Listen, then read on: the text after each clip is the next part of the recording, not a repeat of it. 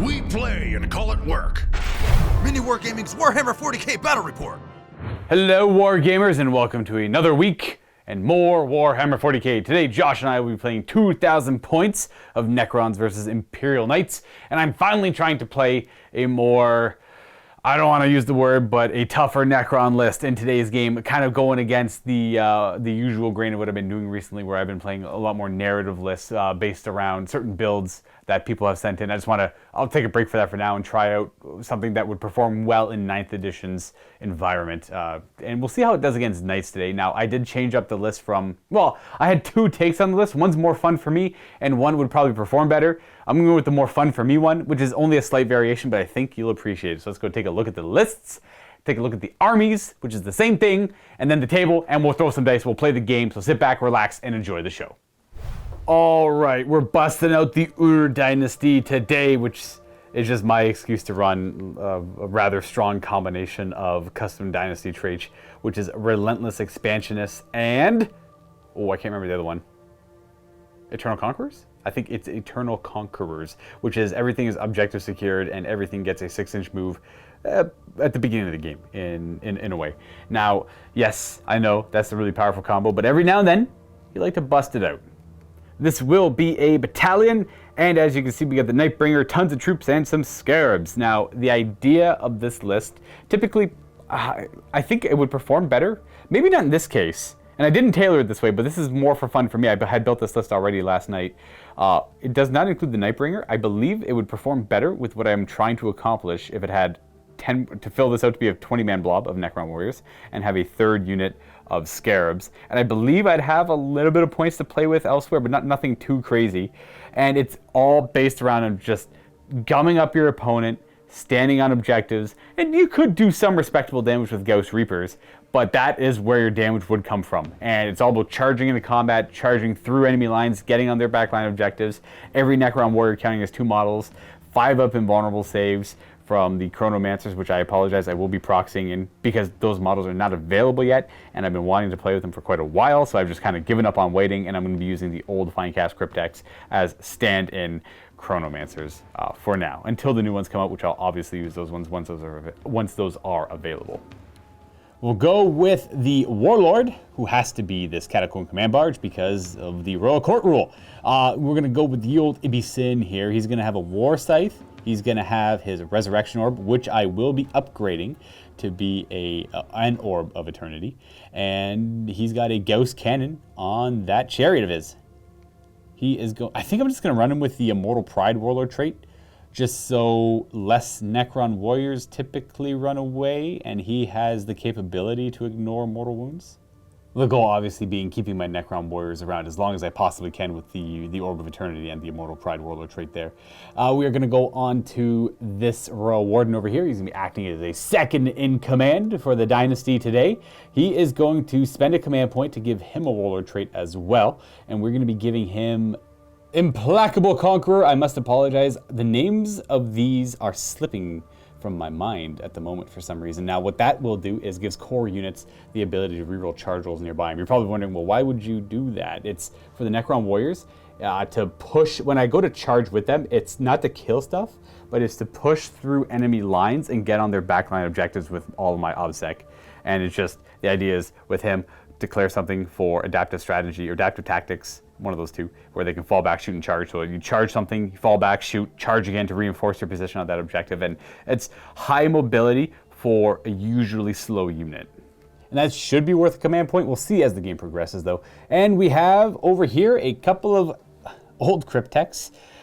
These are going to be the Chronomancers, though, and they're going to be upgraded to have the Lance type weapon, which is a single strength 8 shot, as opposed to the Assault D3 strength 5 shots. It's the same point cost. I think in almost every case I'd rather have that weapon.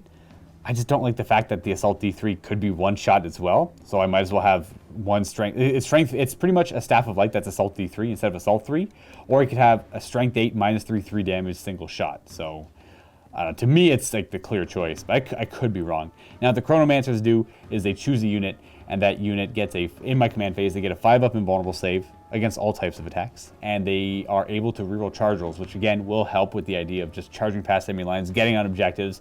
Not meant to do damage in close combat, just meant to be a nuisance. We're going to say that this Chronomancer here, with the more gold paint on him, is going to have the Veil of Darkness as an extra relic. We're going to spend a command point to take that. That will allow him and a unit nearby to disappear from the table and redeploy somewhere else on the table. Again, just be a nuisance, get on objectives. That's the whole idea. We are going to upgrade him to have some Cryptek Arcana. He's going to have the Prismatic Obfuscatron. It's supposed to be like obfuscation, but it's like Obfuscatron. It's an awkward one to pronounce there. So he has the old character rule where he can't get shot at unless he's the nearest. He does not need to be near anything to benefit from that. Look at it's a rule. I'm like looking at the word now. I don't know how to say it. It's just like I'm trying to pronounce it off camera here. It's Obfuscatron. Obfuscation. Like it's supposed to be yeah, it's sorry guys. It's just boggling my mind. So laugh a little bit at home at me there. It's the last one there on the list. And then we're gonna go to this Cryptek over here, who is also gonna have a little bit of Cryptek Arcana. And I'm gonna go with the Hyper Material Ablator, I think, which I choose a core unit or a Canoptic unit in my command phase, and they're gonna benefit from light cover, which should help these large Necron warrior blobs because typically it's hard for them all to get light cover. So it might be worth the points. This is more or less testing things out. All right, I'm gonna Obfuscatron, locking it in there. That's gotta be what it is. That's gotta be what it is. Okay, we're gonna go now to the rest of my army. Kind of boring. Like it is what it is. We got 2 units of 9 scarabs. I think a third one would be a little more useful here than having that guy. But again, that's more fun for me and maybe more fun for you because I got a lot of people asking me about the Nightbringer. Why aren't you bringing the Nightbringer, Luka? Well, the Nightbringer's too easy. It's like, of course I could have, like, there's a few games I played against Steve, like, Luka, the Nightbringer would have been great against Steve there. I know, but like, Steve's list would have done literally nothing against this guy, and it just would have walked around destroying everything Steve brought, and Steve had a really fun list. He was really excited to bring him. Like, of course I'm not going to bring the Nightbringer against that. Why? Are you playing Necrons without the Nightbringer sometimes? So I have a little rule. If you're curious, everyone, if you're really excited to see the Nightbringer, I'll probably bring him every third game. I would love to bring him every game. So back in the day, I've been playing Necrons for a long time, and I was a big fan of Dawn of War. So the Nightbringer, very iconic for me. I'm a huge fan of it, as well as Monolith. So if you ever see me bringing Monolith, that's why, because I loved Dawn of War so much, and the old, like, I believe 3rd edition Monolith was just so iconic for Necrons, and to me the Nightbringer is also very iconic for Necrons. Anyways, I'm bringing him to this game. I would gladly bring him literally every single game of Necrons I play. I used to do it before when he was bad, and no one said anything then. So if I do it now, I'm a criminal. So I gotta be careful how much I bring him. I don't want to exhaust him. I don't want to have you guys hate me for bringing him every game. So I'll probably bring him like every 3rd game, maybe every 2nd game, at least until people complain enough. And lastly, we have a bunch of Necron warriors. Again, very iconic for me. One of my favorite units in general in all of Warhammer 40k is the Necron warrior. This is its aesthetic, the way it works, its function in the game. I love everything about it. Now, I have 2 units of Ghost Reapers. Excuse some of the flayers in this unit here, they are Reapers. So just remember those units with those bases are Reapers. Keep it nice and simple. I would love to play them all as Reapers, but I don't have that many yet, and I don't want to proxy that many models. I'm already proxying them, so I'm just going to say those are flayers, these are flayers, they are what they are, and these are all Reapers. This list, again, would perform better if everything was a Reaper and if that was another squad of 20, I think. But I'm going to go with this being the more fun option. And then he's going to know Antimatter Meteor as his one Catan power, which is the D3 or 3 mortal wounds or 3 plus D3 mortal wounds on a 6 to roll. As long as he doesn't advance. That's it. I swear I'm done talking about my Necrons. We're going to go ahead and take a look at the Knights now, and we'll get to this game. This is my 2,000 points of House Mortan. I think this is the first time I've really properly had the opportunity to run both the Cerastus Knights. Again, I'm running this because I like the way it looks, not because it's necessarily very effective. So let's get that out of the way. In the middle there will be my Cerastus Knight Castigator, which will be the Warlord. For Warlord trait went for tireless duty, so able to heroically intervene 6 inches. Ooh. Kinda handy dandy. And then put a relic on that one as well, the Armor of the Sainted Ion for a 2-up save. That'll maybe help a little bit, yeah.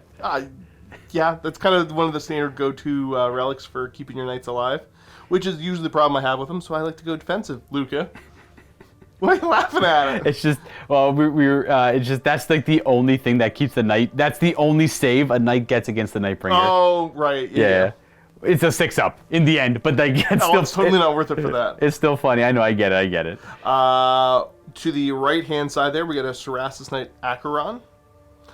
Now, the thing is that normally what I like to do is I like to give a Warlord trait and a Relic.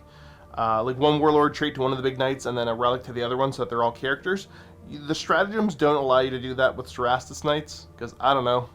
Oh, it has to be Questoris or Dominus only? It's going to be Questoris or Dominus only, which I don't like. It's an oversight. Somebody fix it. Is that the stratagem then? It's the stratagem specifically. Yeah, it's the keywords for it. So the only reason I can give the other Cerastus Knight stuff is that the Knight Lance rule makes you make one a character. Got you. So, kind of lame. Whatever. I might just eventually start to ignore that rule. Let me know what you think. How many of you would be mad? Would any of you have any strong opinions? I don't think anybody here would care about it, but... No, I wouldn't care. Alright, so yeah, Cerastus Knight Acheron with no upgrades. Over on the other side there, we got a Knight Crusader with a Storm Spear rocket pod on top, then obviously the Avenger Gatling Cannon, the Rapid Fire Battle Cannon. Went for upgrades on here, went for the 2 upgrades. So went for Ion Bulwark for a Warlord trait for 1 command point, so a 4-up invuln save all the time. And then for an heirloom, I took Endless Fury because I've never taken it before. It's a Avenger that has slightly more shots and 6s to hit are 2 hits instead of 1. Exploding hits. Right? Cool. Isn't that exciting? He's got a little Meltagun on him too. And he did take the Meltagun as well, yeah. And then rounding out the list there, I've got 2 Armiger Helverins. Just, I don't know, shoot autocannons at you, yell bang bang, see what happens. And then a Knight Moirax, the other little Armiger there with the double lightning lock. I honestly went to try to be a little bit more shooting. Normally I would want to run more of the Warglaves, and I really love the Knight Moiraxes with the lightning locks. But I figured, hey, let's give these Helverins a chance to do a thing. So that's my list. I guess, yeah, you only have the really 2 dedicated close combat knights. Now this guy's got feet attacks, which is still good. But these guys are the more devastating ones in the back here. Okay. I mean, that being said, against the majority of your list, that's true. You kind of want to go feet anyways. You want to do feet anyways, yeah. So no matter what, all 3 of the big guys in the back, their feet are probably going to be used in almost every case. The mission today is Grand Tournament 2020 Scorched Earth. The deployment map includes 6 objective markers with player deployment zones running the long table edges. 2 objective markers labeled A run 12 inches vertically from the center and 24 inches away from each other. 2 objective markers labeled B run 12 inches vertically down from the center of the battlefield and 24 inches away from each other. The last 2 objective markers run horizontally from the center of the battlefield, each 36 inches away from each other. The primary objective is Take and Hold, which is progressive. At the end of each player's command phase, the player whose turn it is scores 5 victory points for each of the following conditions they satisfy, for a maximum of 15 victory points. They control 1 or more objective markers. They control 2 or more objective markers. They control more objective markers than their opponent controls. This primary objective cannot be scored in the first battle round. The secondary objective in this mission is called Raise, which is an action you perform during the battle, and you score victory points at the end of the game.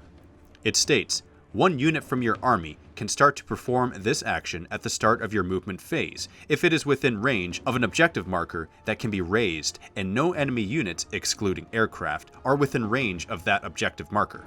Player A can only attempt to raise the objective markers labeled B, and player B can only attempt to raise the objective markers labeled A. The action is completed at the end of your turn. If this action is successfully completed, that objective marker is raised and removed from the battlefield. At the end of the battle, a player scores 5 victory points if 1 objective marker was removed from the battlefield due to a successful raise objective action performed by a unit from their army during the battle, and 15 victory points if 2 objective markers were so removed.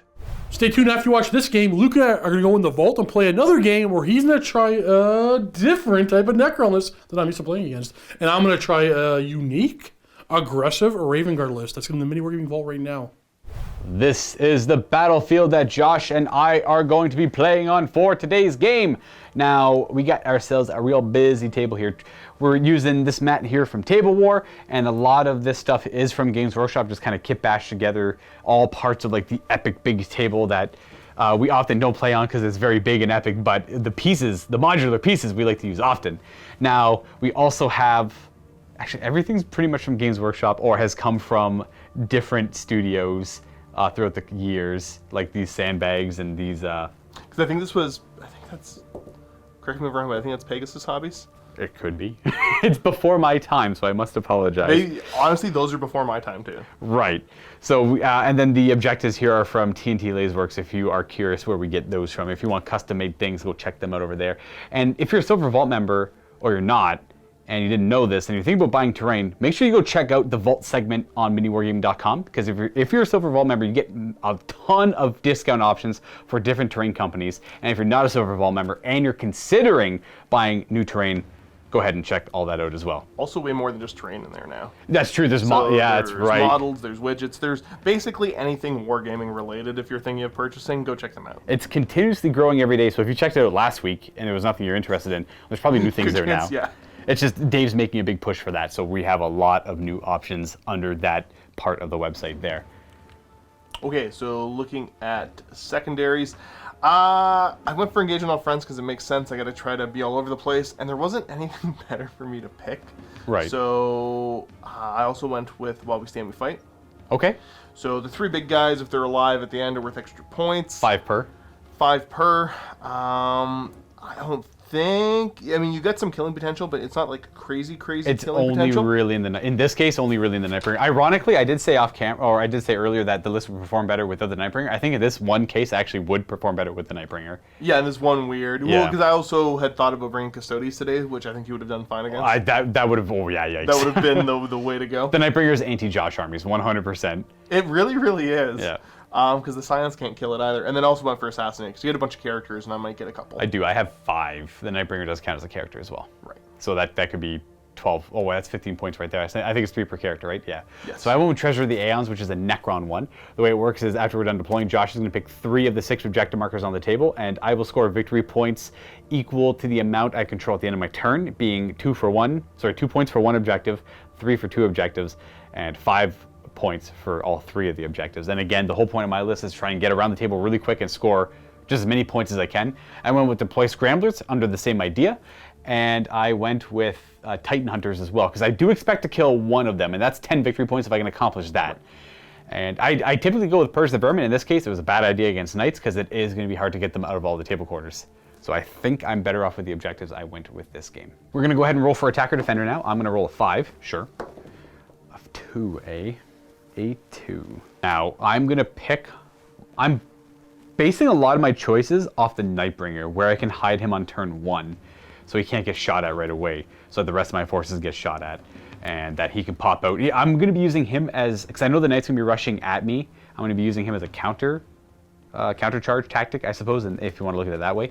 Now, I see a spot maybe behind that building over there, but I think I have more options either behind here or behind this, so I'm going to choose this side here. And plus, I got this to defend this objective over here. Now, there is one mirrored over there on that side slightly, but when the roll-off, I will choose Defender, and I will choose this table half. All right, let's go ahead and go over some of this deployment. So from my side, I started deploying some things first. I had the Scarab screening there, Scarab screening over here. We have Reapers with the Veil of Darkness and the Better Lookout Sir Cryptek there. I've given up trying to pronounce the word, I'm done. I have 10 Flayers behind them.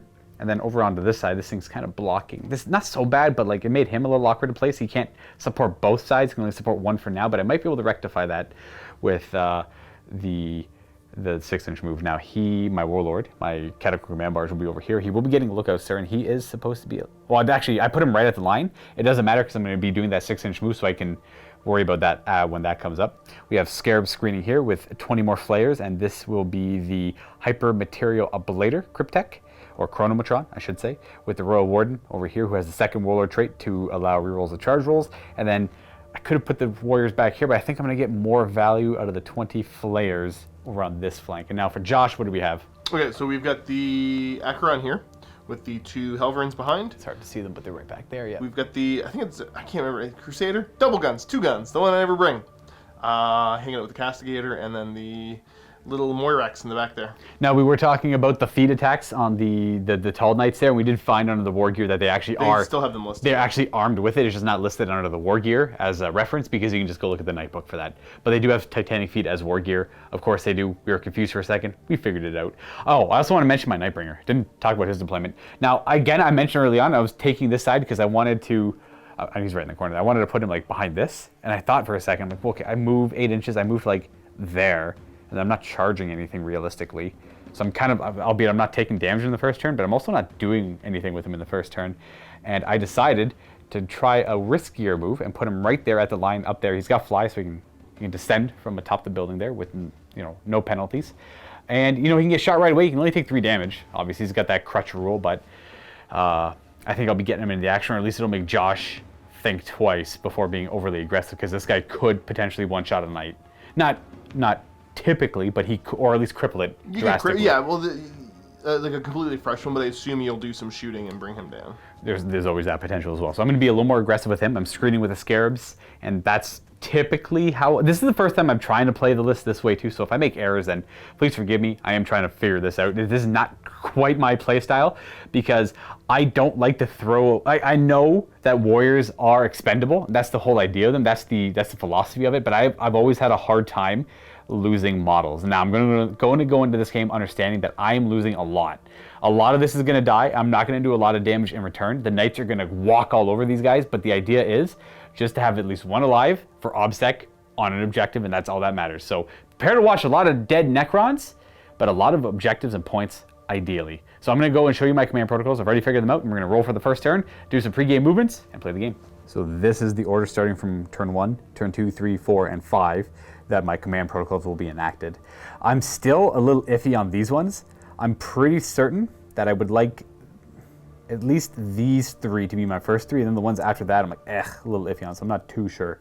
So any pointers on this stuff? Like, you know what, if you're at home watching, now hindsight's a great thing, like I'll maybe, you know, I could figure that out too, but what order would you, maybe at this point of the video, what order would you have put these in? Or would you have included the 6th one in there as well? So let me know, curious on your thoughts as well as to why you would do that. I'm good going first or second, I think, with this kind of setup. I got a 1, so I'm probably not gonna get the choice anyways. Ah, jeez. I didn't want to have to pick. Right. Okay, let me take a look at some rules, take a look at some measurements, and 100%. I think I'm going to give Luka first turn, let him take board position, because any board position I take, he'll take back right away anyways. I think it's advantageous for me to do this. I'm not optimistic about my chances in this game, but I'm trying to approach as if, you know, if I was playing in an event, you know, sometimes you have lists that you just can't beat, but you try to get as many points as you can, because that's what's important in the long run. So that's the mindset I'm in right now. So I think I will give you the first turn, sir. I'm going in. My mindset, if you're curious, anyone watching, I have no idea what the outcome is going to be. I think it will perform well, but I expect nothing from it, or else I'll get tilted. And we don't want that. Luka doesn't want that today on this fine Tuesday. We're just going to play the game and see where it goes. So I'm going to go first. I'm going to do my pre-game move where everything minus this boy up here gets to do a 6-inch move, because he does not get the dynastic traits. The Ur Dynasty marches forward. All right, this is where they end up moving with their Relentless Expansionist trait. The first time I've actually got to play this dynasty and use it for the first turn, which is nice. Josh and I are actually playing a game where I had it before, but I should have used to actually move back so I didn't get turn 1 charge, and I didn't consider doing that. But now I'll remember that for future games. In this case, didn't need to do that. And again, he's just kind of out in the open because it doesn't really matter. I get to do my turn now anyway, so we're gonna go into my command phase. I'm going to go up to 11 command points because I spent 2 to begin the game with. And if you're curious how the Cryptex, the Chronomancers, got to where they were after the units moved, there should be like a space in between them. They actually have fly with the new models, so I'm playing them as if they're the new model, just, you know, with the old Flying Cast Chronomatron model. They have an ability called Chronomatron. They choose a Necron unit. It doesn't have to be core, within 9 inches, and they get a 5-up invulnerable save, and they get to reroll charge rolls. This one's going to choose those scarabs, and this one's going to choose those scarabs. So the scarabs are going to have 4 wounds each with a 5-up invulnerable save. Hopefully that'll keep them in the game for quite a while my Necron warriors kind of march up behind them. Now for the poor Overlord to be sitting here, he doesn't really have range to do my will be done at anything too great. We're just going to choose these Necron warriors here. I'm going to get +1 to hit to my next command phase. Not a big deal. Adaptive strategy from the Royal Warden will go on those Necron warriors there so they can fall back, shoot, and charge. Just trying to go through the motions here. That should be it for my command phase. We're going to go into movement now, where everything just plays the game regularly. And I'll show you where it all ends up. We're going to have the scarabs surge forward, and then the warriors are going to follow behind them. We're going to leave a spot open for the Nightbringer. All right, the movement is done. Now, there's a couple of things I did forget to show you guys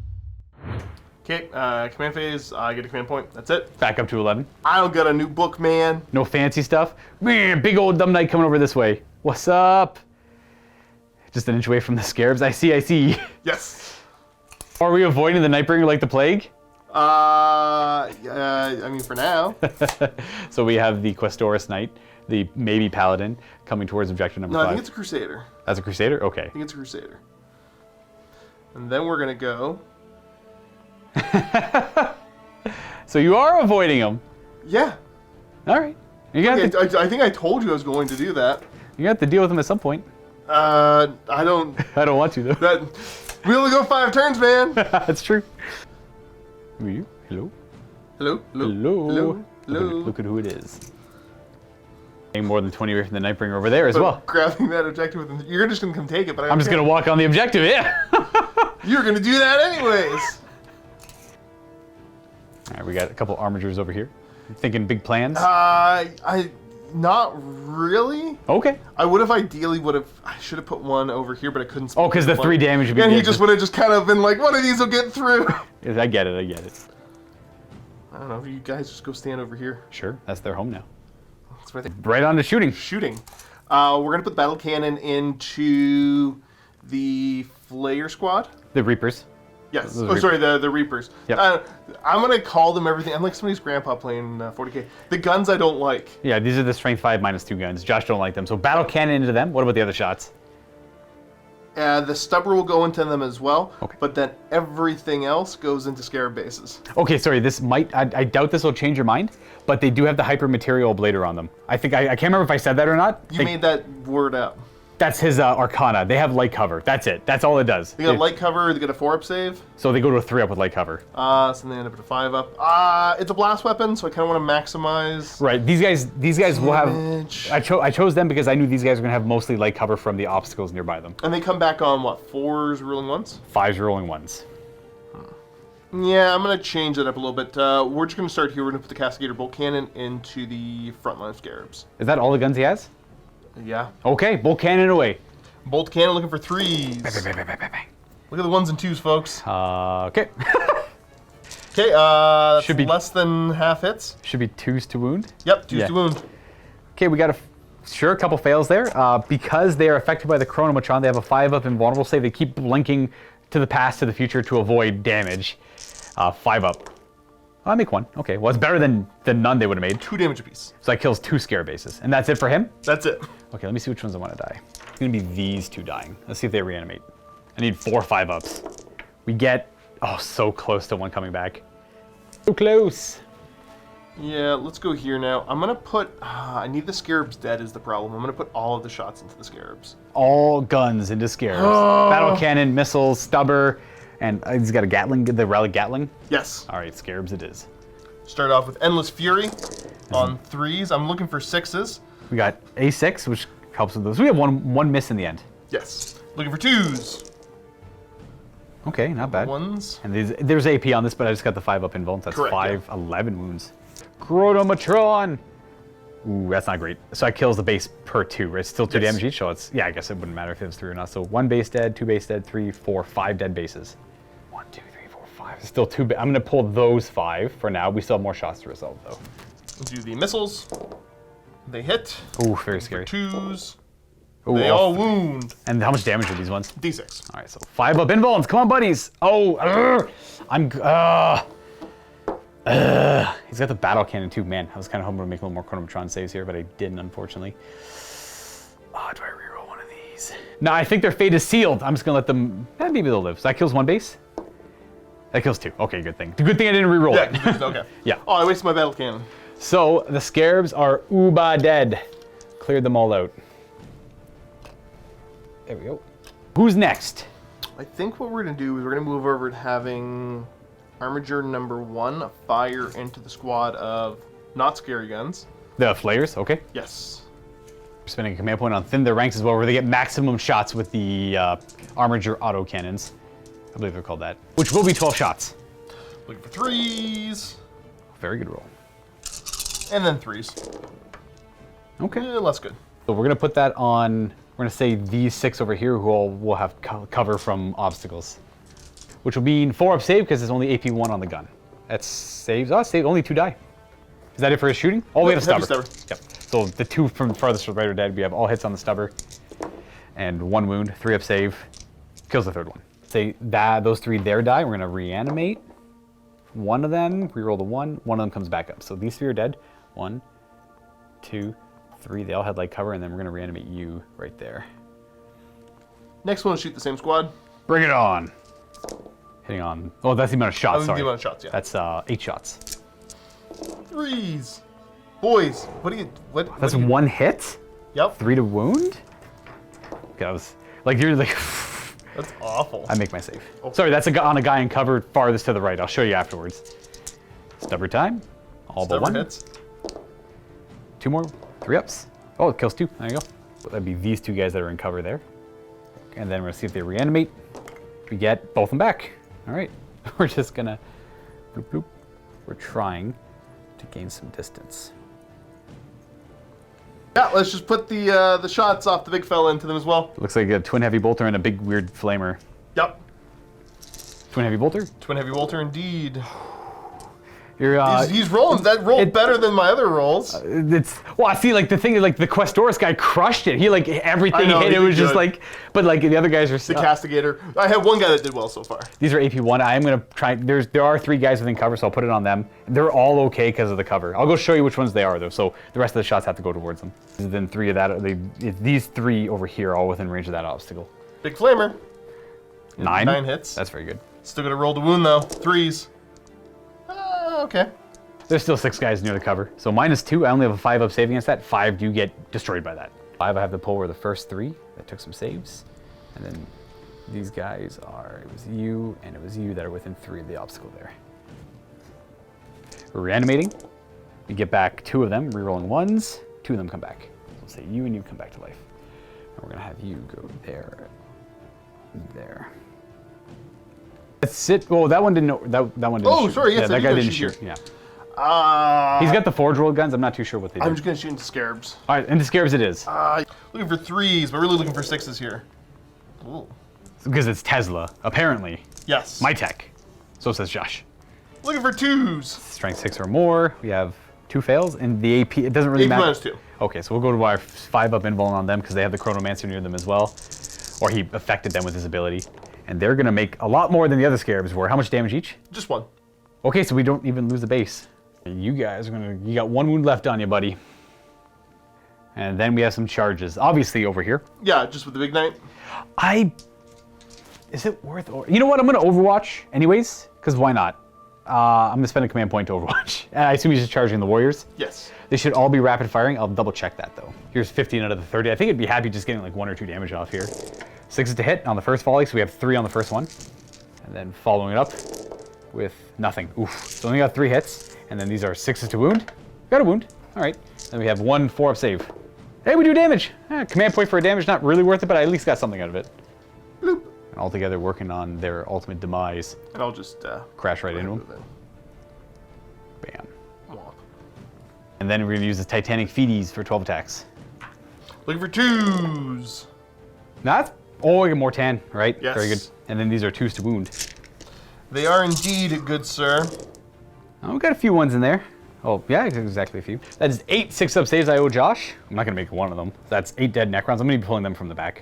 Be like these 6 plus you and you, I guess. We're reanimating, getting back 3 of them, and I get to reroll 2 1s because they're warriors. Getting back just 3 of them. So we'll say you 3 come back. I'll go put them down in a second. I'm just gonna clear this up. Reanimating the 3 at the end there near the barricade, or sorry, near the box. These warriors are the only thing I have to fight back with. I think I am gonna spend a command point on disruption fields, which makes them strength 5, so wounding the knight on 5s instead of 6s. But I'll pile in first, get some attacks. Ending like that, and there's gonna be exactly 10 of them in range to fight. 10 attacks on 3s, a couple fails, and 5s to wound. That gave me 2 extra wounds. We have 4 wounding hits on him. No AP, obviously. Just 3-up saves. I do a couple damage. It does bring me down to 8 command points, if anyone's curious. So what do we got him at now? 21. 19? Okay, hey, look at that. We're working on something here. Okay, so that means we are ready for something. We are ready. Morale? Morale. You gonna take a morale? Yeah, we're on to morale now. I'm going to spend 2 command points for Insane Bravery, my once per game. So I think the name of the game is to keep... Like, I have Immortal Pride nearby, I know that, but I think I would like to keep those Necron Warriors. They're going to die next turn, but their goal is to deny Josh victory points on his second turn, because they're going to fall back and charge over there with his capability, and they're going to try and go on that objective, so I don't want to lose any of the models. And then the Scarabs are going to do the same over there. So I go down to 6 for Insane Bravery, once per game. And for scoring on Josh's end, I don't know if he gets too much. I don't get anything, no. Okay. I wasn't able to get him further enough. Oh, for far engage, enough yeah, up because forward. I was blocking with the Warriors, yeah. Okay, well, on to Necron's turn 2. New battle round. New thing. We have Vengeful Stars. So directive 1, every time I make a range attack, unmodified rune rolls of 6 or extra AP. Or if I make a range attack, I can within half range I ignore cover. I'm not going to worry about that. We're going to go directive 1. So every 6 to wound is 1 additional AP with range attacks. And then into the actual command phase of the game, we are going to have you target them with the Chronometron. It's a 9, I believe it's 9 inch. It's that much range. They have a 5-up invulnerable save, and they can reroll charges if they want to, which they probably will. And then we're going to go to this side where we're going to have the Overlord do My Will Be Done on these Necron Warriors with the Reapers, giving them +1 to hit. We're going to have the Royal Warden do Adaptive Strategy on them, on the Warriors, and make sure they're still in range, so they get to fall back, shoot, and charge this turn. And we're going to have you do Chronometron on the Warriors here, so they have a 5-up invulnerable save with the Chronomancer, and then he's going to use the Hyper Material Ablator on them as well, so they'll benefit from light cover. I'm going to crack the Resurrection Orb on them as well, just to mitigate some of that damage they took, to see if we can't get more of them Warriors back, because I don't think... I mean, there might be a chance where I'll have less Warriors than that, but this might be a good opportunity to do it. If I'm wrong, I'm wrong. So with the Res Orb works, I get to reanimate all the missing models in the unit, or roll dice equal to the wound characteristic of all the missing models, and I get +1 to that roll. So I'm actually going to be reanimating on a 4-up, rerolling 1s. 10 missing Warriors on 4s, rerolling the 1s. That wasn't a great one, but yeah, got 3 back. It's kind of a poopy roll, but I'll take 3. This should save me. This is mostly what I wanted to do with it, is to get them up there to avoid that, so I can just move up and over, and I want to charge the Warglaves back there.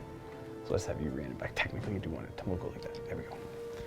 And that should be the command phase. There's a few things that I'm not too familiar with. That should be everything. So we're going to go on to movement, and we're going to fall back those Necron Warriors first, is the first thing we do. They get +1 to their move for Relentless March, and they move 6.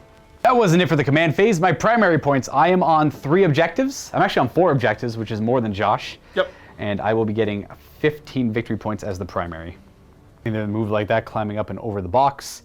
We're gonna have you. This is a little iffier. I'm not a huge fan of this one. We're gonna have you go to here, I believe. Yeah. We're gonna go even deeper in there. We just gotta get the OBSEC models on there. And then we're gonna have these Necron Warriors move up and around this way, because they want to. They also have a 6-inch move, so that's where they can go. Ending like that, and we're gonna have the Cryptek jump in that spot there with his fly. We're gonna have the Royal Warden move to that nook there, getting them within range for his reroll charge order, because I do need them to get over there in a perfect world. Should be for that movement. We're gonna have these Necron Warriors actually move back a little bit, because they're gonna do deploy scramblers in my deployment zone over here, because they're not gonna be doing much else otherwise this turn. We're gonna end there, and I'll say it now, they're gonna deploy scramblers. And then we move all of this. Scares move up 10, I'm gonna go threaten that Knight Armiger there, and then we have the Nightbringer. I moved the Warriors first and left a pocket there for the Cryptek and the Chronomancer and the Nightbringer, and then I moved them over there with their fly. And we do get within 3 of the objective just by hugging the outskirts of the sandbags there. And that should be it for movement. We're gonna go ahead and do the Catan powers. I have to see which one of those. It's either the Cerastus or the Armiger. Whichever's closest gets the meteor. The Cerastus is closer to the Nightbringer, so he's gonna get the meteor on a 2-up. 3 mortal wounds. Okay, brings you down to 16. Oh, we're getting there. Now for actual shooting, I don't think I have any over here, unless he's with. I can't see him. I know that I can see him because his arm's sticking, but he has no line of sight on the Castigator there, the Warlord. So I'm gonna have to fire his lance at the the Armiger if I'm in range. He is indeed in range, so 3 to hit. That is a hit. Your T7? Yes. That is a wound then. Good AP, so you get your buckler. 5 up. You're good. You buckle it. No range on them to fire, but they're doing the action anyways, now that I remember, so that doesn't really matter. We are going to go ahead and fire this Chronomancer's Lance at your other big scary knight on a 3 to hit him, and a 4 to wound him. Oh, we do wound him. You can feel those sometimes. I would love, you know what, you're right, 100%. 5 up? Nope. Ooh. How much damage is this? This is D3 plus 3. Yeah, we'll rotate the ion shields on that, sorry. Yeah, okay, Yeah. that's fine. So yeah, we're going to rotate it down shields and then re-roll the 3. then re-roll So the it's 2 command points here. No. Oh, wow. 5 damage from that lance. I don't know why you would ever... 14. I'm going to go double check their weapon. There's no way you would take the other weapon. Same point cost. Okay. I'm not giving the other weapon profile its full credit. It's Assault D3, Strength 5, -2, 1 damage. But no invulnerable saves are allowed to be taken against it. Obviously, in this case against Knights, this one is performing a lot better. But I think I would still typically take the lance in every situation. Because I do lack, like, big firepower here. So having a couple little dudes doing D3 plus 3 damage is kind of nice to have. Next up, we're going to have the Overlord fire into that same knight. Just trying to weaken it, trying to bracket it. I know it's Mortan. It's not that effective to bracket it, but does it lose attacks? Nope. Okay, so yeah. I'm not really accomplishing much here other than going towards its demise. And again, Josh does have While We Stand, We Fight, so killing them does alternatively help me out a little bit too. 2s to hit, he's an Overlord. 5s to wound. 2 wounds, AP3. You do have Ion Shields rotated. 4 up? Josh. Nope. That's 4 damage. Okay. He's down to 10. Okay, we got him down to 10. The Royal Warden is then going to fire at him. And we are hitting on 3s. We have a couple misses, and these wound on 5s, because it's strength 5, nothing. It adds up to 5. That's the same thing as last time, actually. Okay, well then we're going to try out the Reapers are going to all fire into him if they have 12. They should all have range. And do I do disintegration capacitors on this or those guys? Because they have more shots. My brain feels too soft to do. Well, maybe that's a good thing. I definitely don't want a rigid brain. Anyways, I don't know. Like, do I do disintegration capacitors on the guns that typically wound on 6s, so it's better to hit on 6s than automatically wound? Or I have 40 shots over here that are hitting on 2s and 6s automatically wound? My brain. I don't know, guys. I think the 40 shots is better. That's what my vote would go for. Like, I don't know why I can't actually process the thought on this one. Is it actually the 40 shots? I don't know what the math is, but well, I mean, I usually the AP is not gonna matter. Right, because the AP the AP will matter on them because it's only AP 1, and he's got a 4 up right now. But if I roll 6 to win, it's AP 2. So, but their AP is already 2. It can be but he's 3. got a 4 up save. Yeah, so right now, their AP doesn't matter. It's AP 2 no matter what. I'd say the 40 shots. I'm going to do the 40 shots as well. I'm going to do disintegration capacitors on their Gauss flares. It has to be a Gauss weapon. Every 6 to hit is an automatic wound. 40 shots, big knight. These are hitting on 2s because of my will be done. 1s are bad. 6s are automatic wounds though. 7 automatic wounds, and these are all going to be 5s to wound. I forgot to mention I'm going down to 6 command points to do this. These wound on 5s. Oh wow, getting 6 more wounds on top of that. Oh, okay, well it's actually not as, oh wow, they were clustered up, so 6 more? Yeah, 6 more. So a total of 13 wounds. AP2 to his 4 up. 4 ups. Let's drop the die. I do 1, 2, 3, 4, 5 damage. He's down to 5. We got him down to 5. I don't really have any ambitions of killing him this turn, but I can get him really low. These Necron warriors are going to rapid fire. The ones that fell back are able to shoot. They're going to fire into him as well with their 20... Well, I guess they actually have 26 shots because they got 3 more back. And these hit on 3s. Into the big knight. No fanciness here. I could have done the rapid fire weapons, 6s to hit count as 2 hits, but that one doesn't seem super worth for me right now. These are 6s to wound. 1. AP2 though, because of vengeance. Doesn't matter, still 4 up. Yeah. Well, it does matter because we would have been 3 up otherwise. Josh can't make saves. No, on if big it was knights. AP1, he would have been...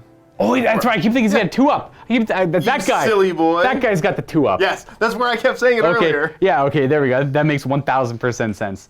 All right, well, that's all the firing over there. I'm going to double check to see if they have range on anything, but I doubt it. Nothing's within 12 of them or line of sight, really. So I think we're done shooting. We're on to charging. The more important charge are the 13 Necron warriors that are declaring a charge against the nearest armiger. Overwatch? Not worth, no. Okay. It's going to be a 7-inch charge, and we are near the Royal Warden with his extra roller trait that will allow me to re-roll this if I need to. 6, I'll re-roll it. Royal Warden, 8. Nice. Actually, it wasn't a 7-inch charge. It was probably an 8-inch charge, exactly. So I had to I wanted to go further to try and tag him, but then I realized this was stopping my movement so much that the models on the other side had to subtract 4 from their movement to climb up and climb down it. So like the one guy on the other side ended there, so I had to daisy chain all the way back. And they are all still, each model's within range of 2 other models still. So that guy, that's less than 2 inches, that gap there. I had a little bit more flexibility, but I just kept it like that for now. They are within 3 inches of this objective marker, but staying outside of this character's 3-inch heroic intervention range. So we are gonna have, that's the Royal Warden pulling that off there. So the command point to give him the extra roller trait so far has paid off. And if I need to reroll more charges later on, then yeah. This guy's got a 2d6 automatic hitting flamer, eh? Yes. So that's probably where the Overwatch is gonna go. I don't typically want to charge these knights too much. I'd rather, because they can just fall back, shoot and all that stuff, but there's an opportunity for the Overlord to take him out here. But the Overwatch is very devastating, so the warriors themselves are gonna declare a charge against him, and I assume you still want to Overwatch though. I may as well, it's his last hurrah. So you'll go down to 7 doing so. 4 hits. Okay, and these wounded the warriors on 3s. They all wound at least, and then I do have a Chronometron on them, so 5 up invuln, which only saves 1 of them, so 2 of them are dead so far, and we still have the Heavy Bolter. 3 of them are dead, sorry. Heavy bolter on 6s. I got 1, wounding on a 3. It That's does. One. And I failed that save as well, so 4 are dead. I'm gonna just take 4 from like over here. 3. Whoop. And the 4th one could be you, I suppose. I already pulled 4, so I was thinking about the 5th one to pull, but reanimate. 5s. 1 comes back. Where do we want this one to come back? Where do we want you to come back? Maybe up here, sure. And then these 3 can be dead forever. Their charge distance, 11. Ooh, yikes. Okay, I would have liked that on the other warriors, but they got what they needed anyways. And they're gonna go in, and we're gonna keep it going back here for this objective. We get 8 in there, helping out to attack, keeping the rest going back here towards this objective, and then we're gonna have the Overlord declare a charge against him as well. And he's gonna go 3, which is good enough. I could re-roll it if I want to, but why bother? We just have to get boop to right there, and he's into swing. And then the last charge are these scarabs charging the Armiger. They're gonna charge a 10 as well. I'm gonna charge in like that, and I forgot to show that this wounded scarab over here did heal a wound in my command phase. He had 1 left, he's got 2 now, and that's for living metal. So we are gonna start this fighting over here with the command barge into the big castigator. Cerastus, sorry. And he's only got 4 attacks with that war scythe, but there's no save against it, so we're hitting on 2s. Got a fail in there, eh? Oh, sorry, I'm supposed to be 1 command point on disruption fields to give him strength 8 to wound on 4s. We'll keep those. Well, we don't need to reroll that because we only need 2 of these to succeed. These are forced to wound and he's dead. Oh, that's 6 damage. Okay. Let's see if he blows up. You gonna do the better blow up, or I can't. is that only Questoris or the big? It's basically not Cerastus or Porphyrion. Okay, well, okay, makes sense, I suppose. Does he explode? No. No. Okay, so he does go down. We take out a big guy. Yeah, he also can't last stand. Okay, of course, of course. We're just gonna keep that where it is. I assume we don't want to interrupt with either of the Armigers. No. So we're gonna go ahead and fight with the Scarabs next. I don't think I'm too concerned with them piling in too much more. Well, you know what? Like, I guess this doesn't have the capability. Well, I could do Desperate Breakout, so we'll pile in a little bit more. We'll say that they didn't touch base there, because I forgot that that's probably something you didn't want to do. We'll have you go there. We'll have them stuck in here for a little bit, and this will be our fight for a while. And we have many of them. In fact, there are still 8 of them there, right? 5, 4. That's actually 9. No, I didn't lose any. Oh, that's right. That guy went down to 1. 36 attacks with the feeder mandibles on 4s because they're canoptic. But 6s automatically wound, being scarabs. 8 automatic wounds, and these are 6s to wound. So we have another wound, so total of 9 wounds, no AP. Looking for 3 up saves. We do 2 damage. Okay. It's gonna be a long one. And lastly, those warriors, because of the barricade, I'm not gonna worry about piling in too much. I'm happy with their conga line. I only have 1 warrior attacking. That is a 3 to hit and a 5 to wound. Nope. Josh is gonna be able to retaliate now with that knight there. Swing back here, looking for 2s. Mortan, that's right. Very good. Then these should be 3s. Very good. Very good, very good, very good. Yes, jeez. All right, we got that guy over there. I think it's the same thing here. Should be the same thing. 2s. So we got 4 hits. And your T3. So yep. looking for 2s. And they do have the 5 up invulnerable save on them right now, so that's 4 of them. 5 up invulns. Are they only 1 damage each? Oh, yes. So that kills that 1 scarab base. Does he reanimate? Close.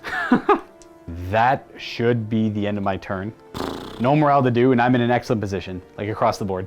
So we are gonna score 5 victory points because I control both of the treasures of the Aeons in Josh's deployment zone, and I control that objective as well, which is another one marked by that. I am also going to accomplish deploying scramblers with these Necron warriors over here. So I've got my deployment zone and No Man's Land currently under control for that. And you get your Titan Hunter as well. And I'm currently at 10 points for Titan Hunter for taking out one of the Titanic units. Command phase, I would have command point and go up to 8. You're at 8. 8. And I'm at 6. Yes. But unfortunately, I am able to deny all primary points. Oh, is something off by the? Should you have 9? Yeah, because I didn't put myself up one yet. I just put you up now. Oh, you put me up. Okay. I just put you up. Okay, Thank you, friendo. So unfortunately for the primary, 0 points, which is what this list is meant to do. It's meant to get on every single objective in the game and just bog it down in wounds. That's Warhammer, man. That's 9th edition missions right now. This list, true. This list is meant to play 9th edition. Okay, I gotta fall back. You. This makes sense. Boop. He's a fast boy going to the other side there. Oh, jeez. Oh, jeez. The off chance he can do a thing, I'm gonna bring him up to here. Alrighty. Over on this side of the board, you've got me trapped in, so I can't move there. But I can try to do a little bit here. Again, we knew this was not gonna work out well, but trying for some points. Points! Points for the point god. So you can go up and over the warriors because you are able to do so. So a 12-inch move should be able to clear you more than an inch away. That's your new home. And then bring you up and over as well. He's gonna come up and over. He does -2 to his move for going over the barricade, but he should still end up. Okay, we can get to here-ish. That's his new home. While Josh finishes his movement there, I do want to point out a couple misplays on my end. Like, I'm in a great position, but things that I could have improved on there is they charged and doing damage. They could have piled out and consolidated a little bit more to screen him better. I'm not too sure what it looks like over there for that, but it could be iffy for me. And over here, I could have had their charge bubbled out a little bit more to keep him stuck further in that direction. Yep. I could have done that. I don't know how big of an impact it's going to be, but something. Probably not huge for victory for you, but does make a difference. It's keeping a tighter game mostly around that. So where do you want to start shooting? We'll just start shooting into combat here. Is that they're heavy weapons? They're heavy weapons, Okay, yeah. so 4 to hit into my poor little scarabs. Bang, bang, scarabs. There's all those 6s I needed. Yep. I assume it's unmodified 6s. It's unmodified in the new 6s, book, yeah. right? Okay. And 2s. Yes, sir. Now they do have the Chronometron on them, so they have 6 5-up invulnerable saves to make, and they're going to save none. So that's going to kill 1 base and put 2 wounds on another. I should attempt to reanimate the 1 dead base. I will fail horribly. I think we like keeping you tied up over here for reasons unknown to me for now. They're supposed to be within 2 inches still, so I think I should have done something like that. Just to make sure, if anyone's curious, that should still be 2 inches. That was the kind of willy-nilly movement on my end, so I apologize for that, but they're all still coherent. And I don't know if I showed it. I know it literally just happened, but that scarab in the back there has 2 wounds on it now. Okay, so he's done firing. We got a bunch of guns over here still, though. Yeah, let's see what we can't have happen. We're going to go ahead and have... We're going to have the one who shall not be named, 2 guns. Fire into the big squad. All right, Questoris, into the big squad of Reapers? Yes. Okay, Battle cannon first, just maximum amounts of shots. so 12. Yeah, hit on 3s. That's good. 2s to wound you. And these are AP 2. So in the end, I have a 5-up invuln or a 5-up armor save. These are 9 saves I owe Josh. 5 up, saving 2 of them. That's, 1 more would have made me happy, but that's okay. So 7 are dead so far. I'm just gonna be pulling 7 from kind of the front. I'm gonna keep him protected, but we're gonna be losing 7 from around there. But I gotta resolve the rest of the shots. Flamer. That is heavy. Oh, he's got heavy flame around. Yeah, built into the Avenger. That's right. 2 wounds. And I make both the saves. Okay, I get the missiles. Ooh. 1 hit, 2 to wound. And that's a 5-up invuln. I phase in and out of time. The big Gatling. Those are extra hits. Oh, hey, we got 5 extra hits and a few misses. In the end, it's gonna be 1 more shot because there's 4 misses. Very nice. 3s. Strength 6 on this. A few fails. Ooh, pretty good. And these AP 2, I assume? Yes. Okay, so I go to a 5-up. 11 5-ups. I'm gonna make 4 of those, not bad, very good. And makes up for the, yeah, it's good. 7 more, so I lose 14. Still the stubber and the meltagun, so I'm losing 14 so far. I'm pulling all from the front where my overlord is, unfortunately. 2 more on the stubber. That's a stubber, so they do have a 3-up save because the hyper material ablator, so that's 15 dead. Melta. Melta hits. Wounds on that. I got a 5-up invuln. They were good, so 15 die. I want to stay on this objective. It's actually not that important. Now that I think about it. I know I said I was going to be pulling from up there, but realizing that, I think I'm just going to keep 5 up there because I don't care about this objective for now. So we are just going to pull from over here. Oh, but I get to reanimate. We're going to go ahead and, in fact, I actually lost 3 guys earlier from shooting, so I only have 2 remaining. So I have 15 reanimation protocols to roll. This guy's wild. And 5 ups, stand back up. We're getting a good amount of them, so we get 2 rerolls. 1, 2, 3. Oh, never mind, not a good amount, only 3. Oh, sad. The 3 reanimating over here to protect these characters. So we'll spread them all out because they don't care about the coherence anymore. Okay, well that's it for his shooting. We still have a couple of armigers to do and this big guy. Just the one armiger because the other one had to fall. That's one. Oh, okay, yeah, that's right. But we're going to put the Castigator Cannon into the remaining 5 warriors. Oh, rip. Looking for 3s. And then followed up by 3s. Ooh. That's not, awful. that's not enough to kill them. Oh. Okay, so that's 4 5 ups. Kills 3 of them. We're gonna lose you and you, I suppose. No, we're gonna lose, yeah, we're gonna lose you. Let's see if they reanimate 5 ups. We get back 2 of them. We're gonna keep you there and you there. I'm gonna try to do it with the armiger, I think. Like finish them off? Yeah, or I could just put shots into Right. Floaty Boy. So his thing, he's got a 3-up save and he can only be wounded on 4. So he's got 5-up invuln, but that doesn't matter against the AP1. I'm gonna have the armiger put shots into your character Sky Reaper protocols for a command point to reroll hit rolls because you got fly. I'm almost certain he does. I'll go look though. Indeed does have fly. Okay, so how many shots at the first autocannon? I won't be rerolling that. Oh, it's reroll the amount of shots? No, I'm thinking about command points. Yeah. Got you, okay. So the second one is it's almost... Yeah, good okay. too. Yeah, it's That's still average. pretty good. Hitting on 3s. Reroll, because I have fly. Okay. Man, that's... Force to wound you. Quantum shielding. Stopped everything. Jeez. Okay. Because I would have been 3 wounds otherwise. Yikes. Well, nothing you do about that. Oh, I get the stubber, technically. Yes, stubber as well. Do you want to put that in the warriors or in No, him? it was... Okay. They declared him. Okay, well, you get to... They all missed. Do you get to reroll or is that only with the autocannons? Just with the autocannons. Okay. I guess it doesn't matter who you targeted. Let's send in the Questoris just into the warrior straight ahead. Hey, I'm in. Right. I'm debating if I overwatch. Okay. Yeah, I'll overwatch whatever. Why not? Sure. This overwatch puts me down to 5 command points. I'm not too sure what I'm supposed to be using the command points on with this list so much, so here we go. If I can just do a damage, I'll be happy. 6s to hit. We have a few hits. 5 of them to be exact. No wounds though. Yeah, it wasn't worth it. Whatever. River dance time. Boom. Tis. The other one will just declare into both squads. I can't fail it because I got +1 on my charge. Nice. So let's just tuck in Tweet. Yeah, so no hero interventions. No thank you. Let's just start river dancing into them. Okay. Looking for 2s. Good start. This guy is excellent. He's killing it right now. Literally everything he does is successful. I know if the other 2 had done half as good as him. 2s to wound. No Chronometron on them, so they only have a 6-up save against the River Dance. That kills 9. I do have 13 there, so there's 4 left. And I'm pretty sure the 4 I'm going to keep are near the objective. So I'm just going to roll the reanimation protocols now. And I'm going to get back 2 and reroll this one. I get 3 back. Losing 9, but getting 3 back, so I'm going to lose 5, 6, 7, 8, and 9, I guess. So I'll have those 4 remaining. 4, 5, 6, 7, 8, 9. And I'm getting 3 back, so I'll just do 3 back over here. Because I don't think it's super important. They're done there. Now, before he goes to pile in, I might interrupt just to lock him where he is. So he can't pile in away from the Nightbringer. But it's an 11-inch charge. Where he is right now, I'm not gonna worry about that. It's over 19 away, so go ahead and continue your onslaught. Okay, so I will just pile in. Yep. Yeah, exactly. And we're gonna beat up some more. Are we river dancing? We might as well be, yeah. 2s! Yeah, see, these guys suck.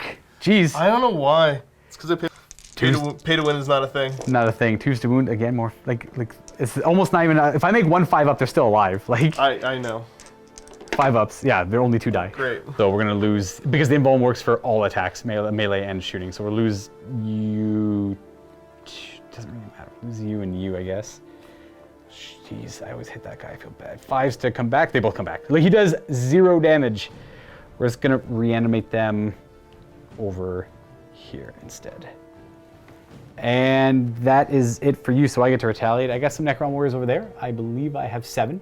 And I'm just gonna swing with all of them. You could swing with these first. If you Oh, wanted. that's right. Yeah, I guess. Oh, you know what? That makes sense. I'll go with the scarabs over here. I forgot they existed. They've done their job. They've screened and tied things up. And we are gonna go with 21 attacks on the scarabs. Hitting on 4s, but 6s automatically wound the target. 3 of those. Followed up by 6s to actually hurt it. So we have 5 wounds in total, no AP. 1 damage. Keep this going. Got him down to 13, like 11, I think. 9. How much wounds do they have to begin with? 12? Oh, okay. I thought you had 14. Never mind. No. Don't retaliate. 3s. Oh, we didn't charge this right. That's true. 2. We're all locked in combat. They still have the Chronomancer on them. 5 ups. Make. Well, we failed 2, so a base is dead. You only had 2 wounds left. Reanimate? No, not quite. Base is dead over there. I'm gonna go ahead and retaliate with the warrior squads. I got 4 of them over here. I think we're gonna have you guys pile into about there. Sure, you'll go there. This technically hit on 2 still because of my will be done. Not that it mattered. No wounds. And then these Necron warriors will have 7 attacks against the Questors. 3s. And 5s. Sorry, 6s. I'm not going to bother increasing their... well, I could have 1 more wound, but we have 2 wounding hits, no AP. 1 damage. And those against this one? Yeah, it's the Questors. So it begins. Only I had the Res Orb still. Would have been perfect. Oh well. Down to 23? Yeah. Yep. Yeah, so I'll try and... I'm just so concerned about... Okay, you know what? They should be dead. Now that I think about it. They should have been dead twice over. Yeah, they should have been dead twice over here. So the fact that I used the Res Orb earlier was probably a good thing because I wouldn't have had any targets this turn. I just got lucky that they're still alive. That should be it for the turn. All the combat. So I do owe you morale. Those 4 guys are obviously running away. But we're gonna, unless I roll a 1. I roll a 3, so 1's going to boogie woogie. You're going to have you go away. And then I would normally run on 1s and 2s, but because of Immortal Pride, I only roll on 1 on run. Hey, look, it keeps them all around. Nice. And then I do owe you a morale check on those warriors. I believe I lost a 6-ish. They're okay, rolling a 2. And that will be it, though I believe Josh does score engage. Not quite, because... I wasn't able to get it yet. No, so no engage on all fronts there. So we are... Score is... I think the Knights have 0. Oh, yeah. Oh, no. We're going to go on to turn 3 then. Battle round 3. So next battle round, we have Conquering Tyrant. My units can fall back and shoot if they're near a character at -1 to hit. That's the directive I'm going to go with. So we are going to go ahead and gain a command point going up to 6. We're going to have My Will Be Done target those 3 Necron warriors because only real target in range. We're also going to have the Royal Warden declare them that they're able to fall back, shoot, and charge if I need to, which I will. Cryptek will put the Chronomatron on them. I could put it on himself or the Royal Warden, I guess. I'll keep it on the Necron warriors. I'm not too concerned about these 2 characters at this point anymore. They're going to go try and hide anyways. We're going to put the Hyper Material Ablator on the Necron warriors as well, so they'll have light cover. I'll put that on. Yeah, I'll still put it on them. It's actually not going to affect. I hope it didn't affect too much, but you do ignore it if you're within 12. I think it would have only been this turn coming up, but everything that shot at them was like crazy high AP. Other than the Flamer, which I rolled a double 6 on anyways. So I think I should be okay. I'm going to put it on them anyways. You know what? I'll put it... Yeah, whatever. They got it. There you go. It's going to be a nothing rule for now, but we're then going to go to this side. We're going to have the Chronomancer target them with his Chronomatron, giving them a 5-up invulnerable save. And at the end of the command phase, I gain 15 victory points for the primary. I got 1, 2 more than the Imperial Knights. So it puts me at 30 for that. I'm going to go ahead and fall back a bunch of stuff because I do not want to be in prolonged combat with the Knights, but I also have to stay more than 6 inches away from the big guy and more than 3 away from the slightly other big guy. The Necron warriors are going to go hang out on this objective, or they're going to move on to this wall just to stay away from the Castigator. I think I know what I want to do. They only move 5. I think I have a plan for what I want to do this turn. It all depends on where I want to commit the Nightbringer to, because he's this giant don't come over here kind of guy. Hard pressed on what to do with the Nightbringer. I think the best bet is to put him right there and make it so neither of these knights want to commit to coming over here, because then he'll just countercharge them, and he would, at this point, probably get him pretty bad. And then he is a little more durable, but still a little iffy. Can say without a doubt these scarabs are going to be falling back from combat. They're going to be moving 10 inches this direction. And with that, we're going over here. We're going to get shot by stuff, that's sure, that's fine. It is what it is. But we don't need to be tying this guy up anymore. We're going to have the warriors deal with him, I think. They're going to end there, and then these Necron warriors are going to move 5 inches up this way. We're going to actually move the Nightbringer first because he was kind of blocking some of the warriors. So he's going to go and hang out at the wall and act as a deterrent. We're going to have the warriors end their move there, and the Cryptek with his fly is going to fly to right there. That warrior staying within 3 of the edge of the, I guess I'll have 3 of them do it because why not? There we go. These Necron warriors are going to be falling back. We're going to stay more than 6 away from him, more than 3 away from this guy.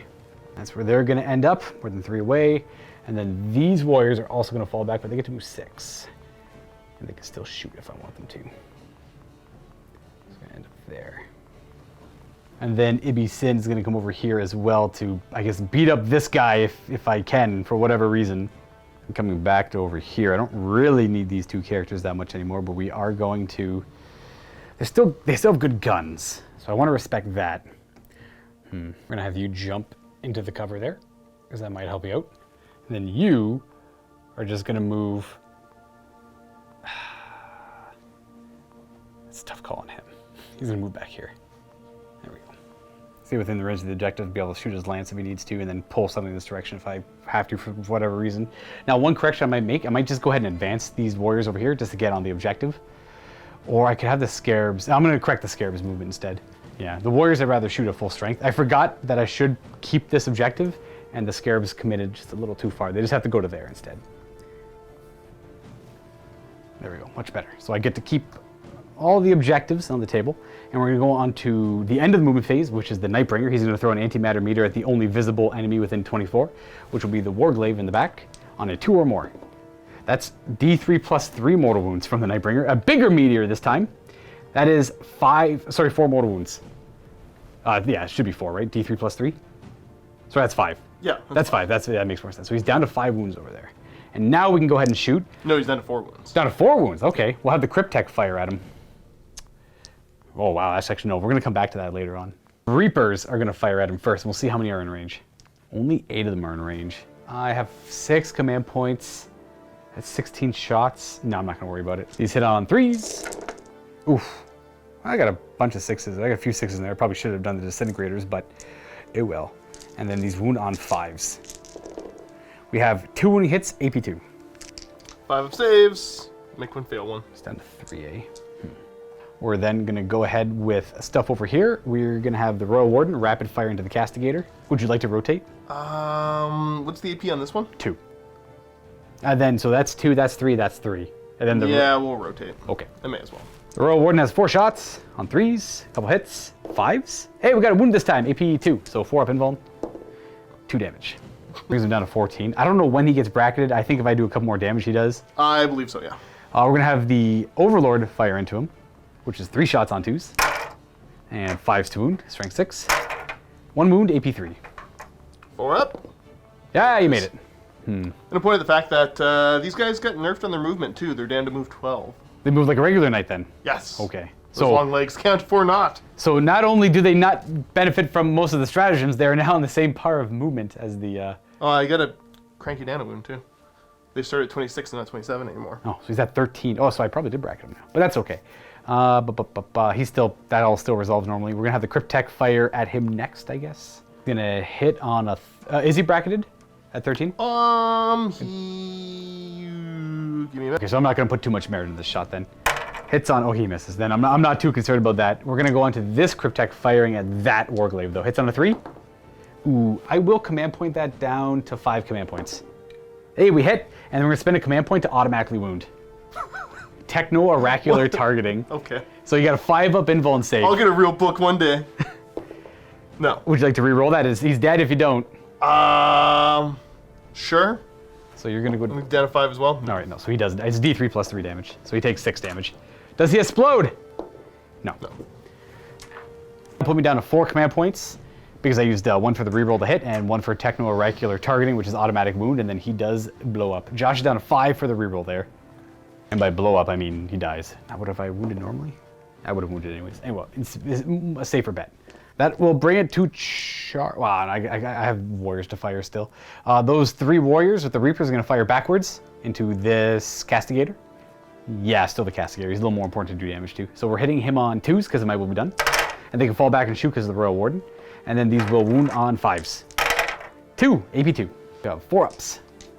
He takes nada. Very nice. And then those warriors who fell back are not able to shoot because they do not have a character nearby for command protocols. So we're right onto charging. We'll start with the Overlord charging the Armiger. Would you like to Overwatch? The Overlord? Sure. Brings Josh down to 4. We have that many shots. That's 1, 2, 3, 4, 7. Show me 6s. I see a 6. 1. It won't wound, don't worry about it. 4! Hey, it wounds! I have a 5 up invuln, which I fail. So it's flat 3 damage. So I'm down to 6. The stubber that is heavy. I got a hit. Got a hit. And a wound, which I pass. 6 wounds left on him. Charging. 6, good enough. As close as I can get with, I'm dragging either one of them and kind of, maybe I'll flip them around. We'll see. I'll try and figure it out. I don't want them to hear intervene. You're close enough to get away from him. You're good. He's the other issue though. The bigger Questoris guy. Oh, you know, we'll have the warriors charge in. There we go. They charge 8 into the same target. Never mind, he's outside of their 3. So they rolled an 8, which means they're going to have to go way over here. Keep him on that objective. Then, does that get them outside his 3? I doubt it. I doubt it very much. Oh, jeez. Should be okay. Yeah, it's that one guy, but the model's kind of stopping him from getting in there, so he should be okay. Yeah, okay, we're good there. So no hero going to mention for him, but I want to try to avoid then the chariots outside of the 3 as well. So he should be okay. I got the chariot, or the Overlord, command barge, and the Royal Warden on the objective there. That will be it for any charges I care to do. We'll start with the Overlord to see what he can do. 2s. Okay, and 2s. Sorry, not 2s, 3s. But you should have a buckler in combat still, I assume. Okay, so there's just 4 damage. Okay. Brings him down to 8, and I got 3 attacks with warriors. That all hit because they have +1 to hit, and 5s to wound. 1 wound, no AP. Yeah. 1 more damage. Got him down to 7. You can retaliate with him now. Kick the warriors. Okay, we got 3 hits. 3s to wound. 3 wounding hits. No AP on that, so they have a 4 up. We make all but 1. We're going to lose that warrior closest to me. On a 5 up, he reanimates. I'll just leave him where he is. There we go. Cool. And that will be the end of my turn. There is no morale to do.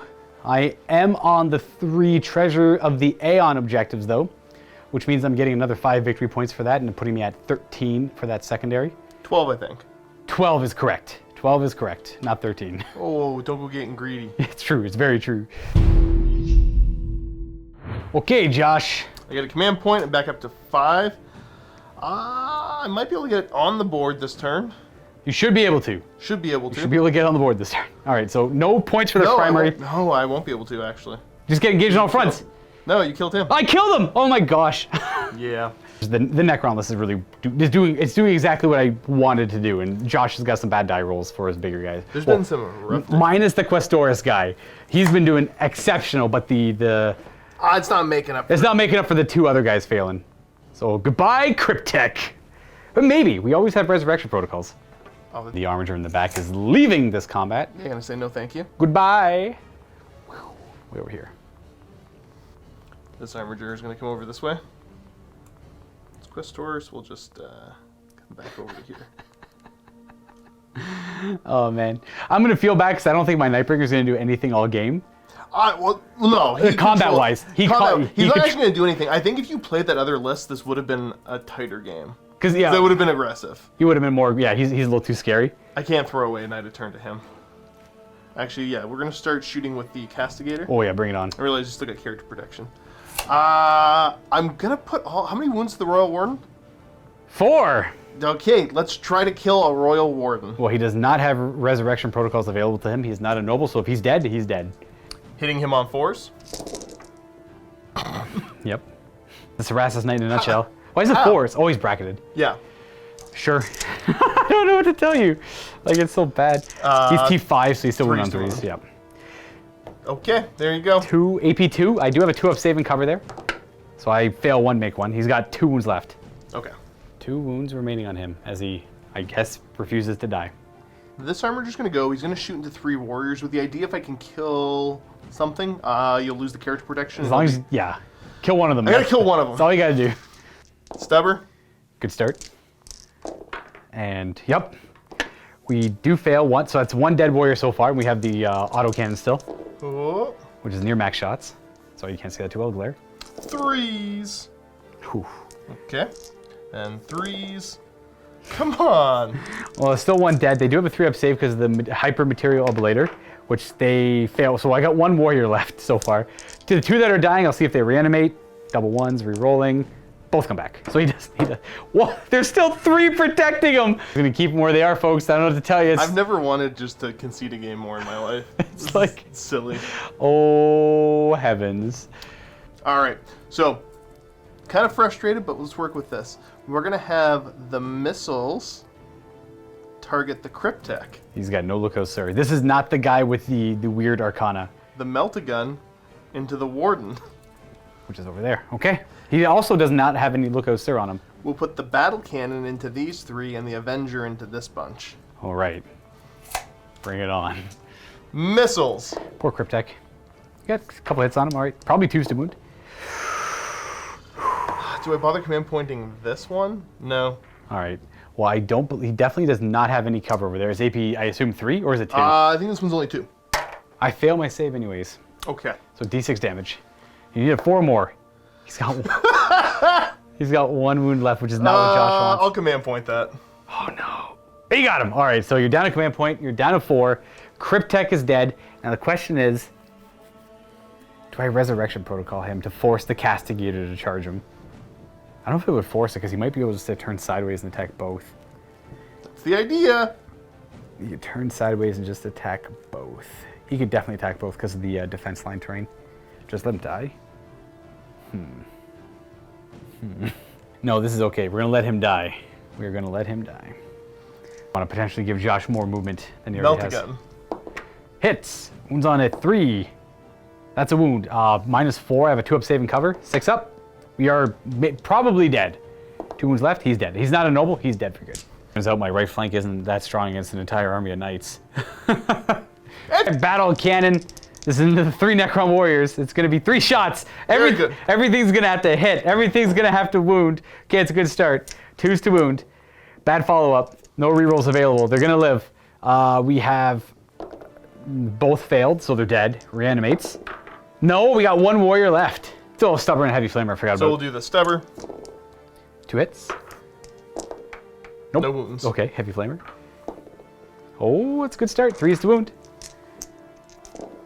Ah, there we go. I have cover on him right now because of the hyper. Oh, we're okay. He's got 1 wound. He's got a 3-up save with the hyper material ablator. Sorry, guys. I'm lying. He only has a 5-up because you're within 12. So I'm happy I caught that. All the warriors are dead. Sorry about that. You good? Nearly forgot yet again, folks. Nearly forgot yet again. So they're all dead due to all the weaponry firing at them. And this is okay. Again, I apologize. Lots of new things I'm trying to remember for this game. So it's not so bad, though. It's not so bad. Here we go. We got the Avenger. No, the Relic weapon. Hitting on 3s. No 6s, though, eh? Interesting. For every 1, you should have got a 6. It's true. 3s? They have really nothing going for them other than perfect life. 3 left. 6-up saves on them. That's going to kill 3 of them off. I'll kill the 3 nearest to the knight and then reanimate. 1 stands back up, so 2 die. These 3 die, the nearest to the knight, and then 1's coming back to life. We'll say you come back over here. That, folks, is it for shooting. On to charging. Yep. I suppose it's into the... Get him. Yep. Not You gonna. gonna Overwatch? I got 4 left. Yeah, Overwatch. Why not? I don't know what to do with these command points anymore, so I'm down to 3. I hit twice, and I wound none. No, Okay. no wounds. You're in. I kind of know what I want to do with the command points, actually. Anyways, I assume he's charging the same target. Yep. That's a 7 with the +1, Yeah. So you should be in. and he's going to avoid the difficult terrain. He's just going to go around it. Yep. All right, AB Sin, show him what you got. Is that it for charges? That's it for charges. No matter who goes first, I'm doing quantum deflection. He's got. We'll do the Castigator first. He's only got a 4-up. He's got a 4-up invuln now. Let's give you the feet on 3s. Oh, because he's bracketed. Yes. That's right. Okay, stopped a few hits there, and these wound on 4s because of quantum shielding. I kick your shielding. It stops 2 wounding hits, that's 5 wounds. 4 up invulnerable save because of quantum deflection. Ooh, 3d3 damage. I'll command point one of these. Okay. Okay, 2d3 damage coming. I'm down to 1 command point. So he's got 1 wound left. Okay. I only have 1 command point, so no counter offensive. I just want to see if I'm just curious if he can survive the Questoris. I don't expect him to, but it'd be cool if he did. Yikes! Choose. We got 1 miss. And then 4s. I like how we called this. Oh, I like how we called him the bad one. I don't know. Maybe I shouldn't use my expensive Forge Roll Knights anymore.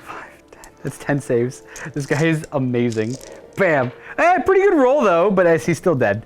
Now, Overlord Ibby Sin is going to go back to the reanimation chambers. Not like with resurrection protocols, because I can't do it on him, but you know, narratively he'll be back one day. Does he explode? No. Now we have Josh on potentially his first objective of the game over here. Woo! Woo! I forgot Josh had assassinate. There we go. He's got points. Never mind. It doesn't matter. You got lots of points there. I was like, points. I'm like, why are you? I forgot. I forgot completely that you had it. So it's fine. It's all good. I wouldn't have done anything different. I would have done all the same things. We're gonna go into battle round 4. I don't get any command protocols anymore because my Overlord is dead, so I don't have to worry about that. And I think we're at this point. I'm pretty happy with my points. I'm gonna get near max. I'm just going to be reckless with the Nightbringer, just rush him towards the Knights and just force Josh to do 6 damage to him, and I'm just gonna go beat up stuff. I get a command point, I go up to 2. We are going to have this Cryptek put the Chronometron on the Reaper Warriors he's right beside. You know what, I might even do the Scarabs. If they're within 9, I'll do the Scarabs. The Scarabs are definitely within 9 of the Cryptek. So they will be Chronometron, they get to reroll charges, and they have a 5-up invulnerable save. That should be it. We are gonna go on to movement phase. We're gonna start with the Nightbringer, just gonna move 8 inches out. Just gonna expose himself. Nightbringer, popping his head out, ending up right there with an 8-inch move. I could advance him. He's the scariest turtle. Yeah. I could advance him to get a little bit further, but I can't throw a meteor if I advance, and obviously I want to throw a meteor, so we're not going to advance him. We are going to move these warriors. They're gonna hang back a little bit more. Just, you know, do warrior things. We're gonna shift over here. We're gonna have some of them claim some obstacle cover, because you never know, might be useful. And we're gonna just kind of shift them closer towards the objective. And I don't know if I mentioned, I get 15 points for the primary. I'm on 4 objectives. Josh is on the 1, so I get 15 points for every. We're maxed out on that. Did really well there. We're gonna move the Scarabs and those warriors, I guess. I want to charge them into the Castigator potentially. Do it, you coward. You're gonna live. To potentially deny the points, but I don't think I'm going to. Just gonna move 5 inches. It's gonna move to there. We're just gonna make a screen of Necron warriors. And you know this Questoris guy? He's legit scary. So he's staying over here. This is his home. Now, I'll let you take it back. Oh, right, because I'm going to be kind. Now, there we Mr. go. Tight Game, okay. I seen it. You didn't see anything. I did. The second you started saying something, oh yeah, 6-inch heroic intervention. We're just going to keep them over here. This is their home. I nearly forgot about a 6-inch intervention there. So we're going to hang out over there. These Scarabs are going to move forward as well. Moving the Scarabs, they're 10 inches to this, just getting like 1 or 2 models. You know, I'll advance them anyways. Extra 6? Oh geez, I'll just get 2 models near the object. Not that it really matters. There we go. They could go 16 inches. They're just happy hanging out there. These Necron warriors are going to move this way. In fact, they're even going to advance. So they get to go an extra 6 as well. We're going to end there with an 11-inch move. Now, I haven't forgotten about deploy scramblers. That's the only purpose of the Veil of Darkness, is to pick 1 infantry unit and deploy it somewhere in my opponent's backline whenever there's an opening, to then deploy scramblers at the end of the movement phase, and then just complete the secondary. So I'll do that on turn 5 probably. And it doesn't matter if they're tied up or not, and I don't think Josh is going to kill all 20 of them in one go, and if he does, well, I obviously made a big mistake. So we're going to advance the Cryptek, an extra 10. He's just going to go whoop, whoop to right here. Again, he's got fly, so it's all good. And with that move there, the only shots I have are those 5 Necron warriors firing. Oh, I forgot to do the antimatter meteor. Oh, how could I forget? We're at the end of the movement phase. We're not within range for the gaze of the Nightbringer, so 2 up. Hey, he takes D3 plus 3 mortal wounds, being the nearest. He just has 6 mortal wounds. He's hurting. He's got 7 wounds left. He's just taking so much passive damage from dumb stuff in the game. I think he's almost been the target every single time. Well, he evaded it 1 turn where that guy took it. The Armiger took it, yeah. The Armiger took it instead. So he's been taking But the other 3. He's been just throwing meteors, chucking meteors at him, armor plates flying off all over the place. That's funny. And then, like, you know, little damage here from a Reaper or whatever. Yeah, we're going to fire the Questoris with him. We don't care about the... we're going to rapid fire into the Questoris. We don't care about the Castigator anymore. Unless he's 1 more away from being bracketed again. We're going to fire the Castigator because 1 more wound would bracket him. So 3s. Bam, bam, bam. Bam. 6s? Yeah. Nothing. There we go. And that was my very quick turn 4. At the end of my turn, I'm going to be gaining 3 victory points for the treasure of the Aeons, because I have 2 out of the objectives that Josh marked, so that does put me at 15 points for that. You're gaining a command point. Command point. I'm You're up to at what? 5. Woo! And you gain 5 victory points for the primary, homie. Bam! Bam, right there on that objective there. Didn't want to risk denying it. It's all good. All right, Armiger, Warglaive, come up and around. He's gonna That's a Helverin, sir. Sorry, my bad. The other one, yeah, my bad. Okay, so I'm gonna make sure. Do you fear the Questoris' life? Yes. He's gonna screen him back to the corner. What? Okay, what's the Sarassus doing? Buddy, what do you think he's doing? Running backwards as well? Yeah. Of course. All right. Well, that's fine. It is what it is. I assume if he goes all the way back to here, the Nightbringer can't get him. Probably. As long as it's over 20. That definitely looks like it's over 20. Well, I've done it, folks. The Nightbringer has successfully taken over 66% of the table now. Oh, I'm gonna get him. I swear I'm gonna get him if he pops his nose out. I'll get him so good. Do it. I'm gonna get him with my scary turtle. He's going to advance. It doesn't matter what he rolls. He just needs a 1, so you just want to be within range of the objective. Yep. Just a little bit closer. Oop, there we go. Bam. All right, that objective is yours. I see you've given up this one, though. So, funny stuff. What is going on? Like, the power of the Nightbringer is wild. Oh, I love it. I'm going to correct the Questoris' movement a little bit just to stay outside of 20 of him. To make a charge You know what? Actually, I'm going to make it... he's going to go over this way a little bit more. Ooh. To make it even more enticing? Well, because when you check the Meteor, it's at the end of your move. Oh, yeah. Well, I'm going to... yeah, I guess. Throwing a meteor at him is kind of redundant. I don't want you to Meteor my Castigator in any way. You think he's got 7 moves left. He's fine. He's fine. Okay, rat-tat-tat into the Warriors. All right, bring it on. Oh, it's a stubber. Why are you doing the stubber first? It's ranging shots. What does that mean? I don't even know that. Make my save. What is a ranging shot? Okay, so... To test the range of the big weapons? Yeah. Is that okay? That's Is that the what? idea. Okay, yeah, that's the idea of it. All right, cool. I like it. It makes sense. There we go. He didn't do very good. I don't know why I keep playing Warhammer. What do you got? 3 hits? Oh, let me tell you what's not gonna die. These warriors, that's for sure. That's 5 up save. We fail both of them, and reanimation protocols gets back none of them. Oh, you actually killed 2. Woo! Kill these 2. Against my better judgment, the Castigator will shoot at those Warriors. Witness Josh fail killing 3 Necron warriors. Oh, it's not a bad roll. That's not a bad roll. That's probably the best roll. Best roll. That's probably the best roll he's had all game. Imagine a world where I roll like that and he hits on 3s. And 3s to wound. Oh, buddy, look at wow, these are all 6-up saves. I'm probably dead. I'm just gonna grab this many dice, and you killed them. Okay, here we go. Sick. We have the big scary knight, the Questoris. We have the Questoris. Mighty is he. You know what? He's doing it. He's doing it. All the shots into the Warriors.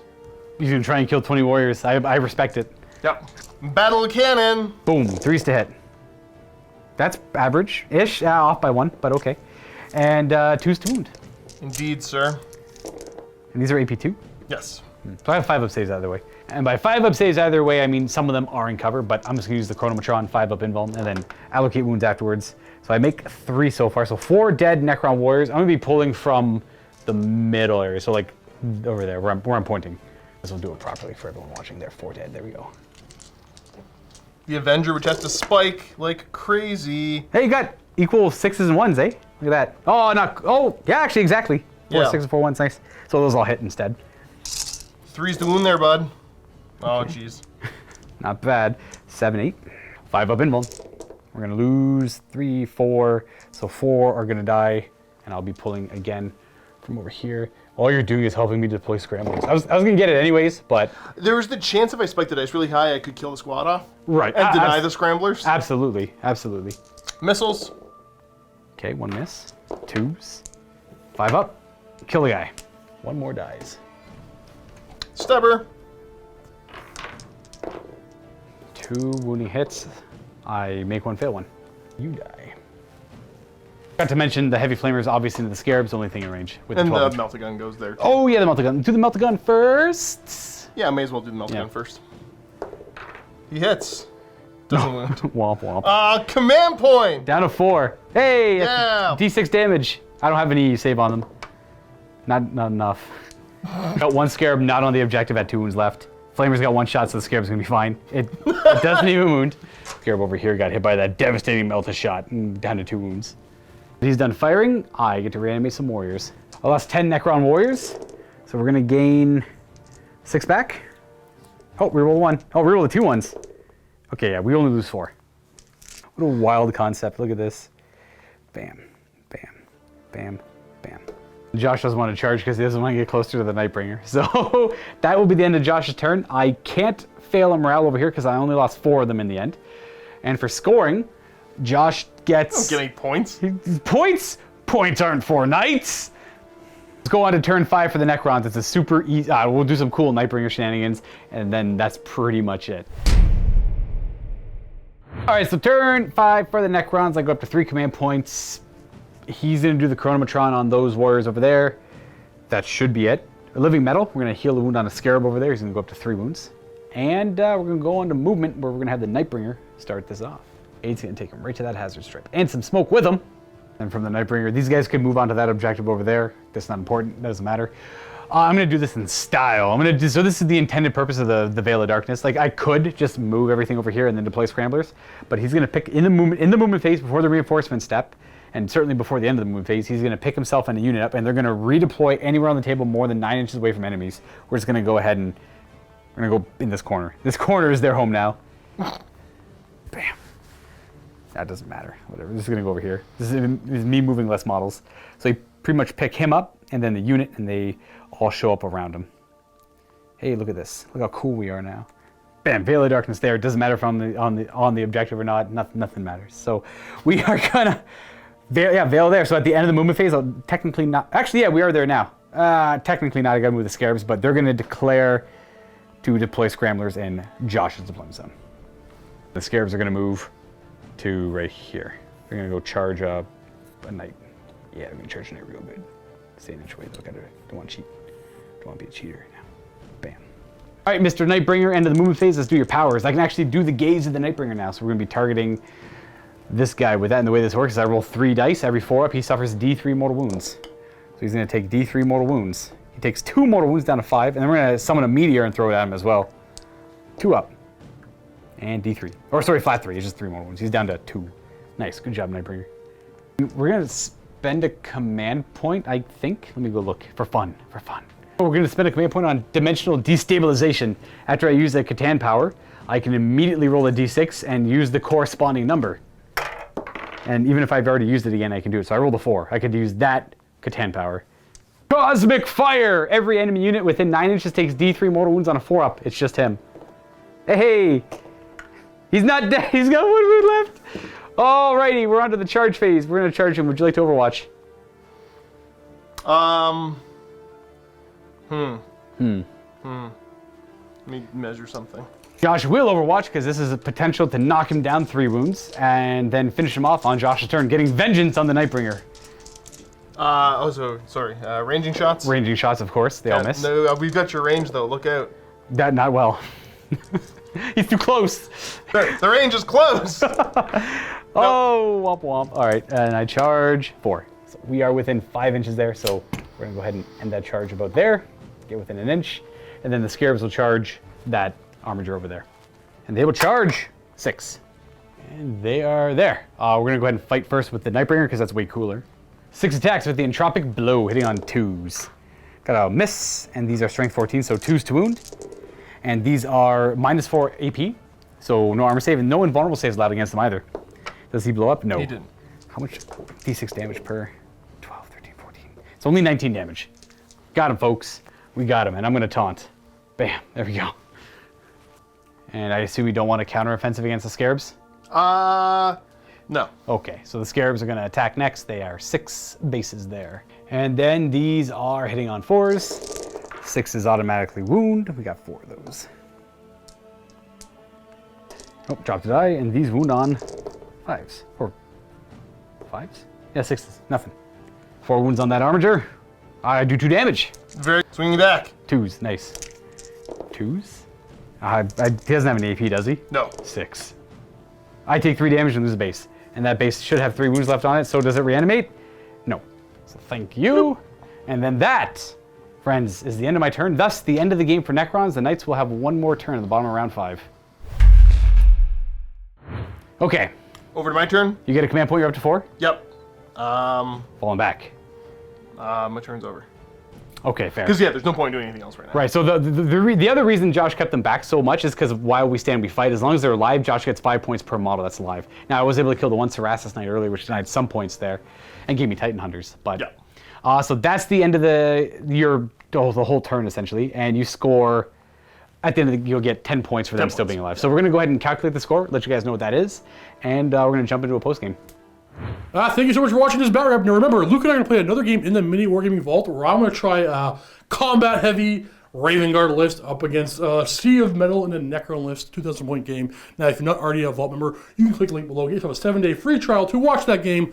And while you're in there, for silver Vault members, get special coupon codes to tons of web stores. Every store I've ever shopped at has given us a code. Like literally. It's growing every day. It's huge. So lots of, if you buy anything online or buy anything Warhammer, it's worth checking out just to see what kind of coupon codes you get. Thanks for watching, everybody. Happy Wargaming. Right, so post-game now, we've tallied it up, including fully painted armies. Well, yeah. So we adding an extra 10 points on our final scores. What did I get, 80? You got 80. So I only got 70 points, eh? Yeah, because you lost out on points for... Well, Scramblers is only worth 10, right? Scramblers is 10. I only got 10 for Titan Hunters, so that makes sense. Okay, so I'm down 10 there, and then I got 15 for the other one. Yeah, right. Treasures got 15, no problem. Right. So yeah, basically you're 20 points off a perfect score. Now, yes. That being said... Well, I should only be 10 points off a perfect score, because I lost 5 and 5. Maybe I just did math wrong. Right, I should have, with Painted Army, I should be at 90. That's true. Yeah, okay, that makes more sense. That does make much more sense. Yeah, so I'm at 80 points, and then plus 10 for the fully painted army, I'm at 90. So almost a max point game for the Necrons here. They did exactly, like, we'll go into detail about them in a moment, but and then for you had 34? Yeah, I ended up with 34. With the painted army bonus, okay. With the painted army bonus, yes. So what do you think? I mean, this is pretty much what I expected. Okay. It's one of those, we planned it out ahead of time. This is, because Luka said he wanted to play something Necrons tougher. Up a little bit. I'm going to play Necrons up. I literally never have. I've only been playing old school lists with Monoliths and Lichguard and Overlords. Like, that's fine. Well, no, because you brought... So I played against Necrons, I think, twice. This is, full-size game, so... Unfortunately for Josh, he always gets the Night Bring. I got the Night...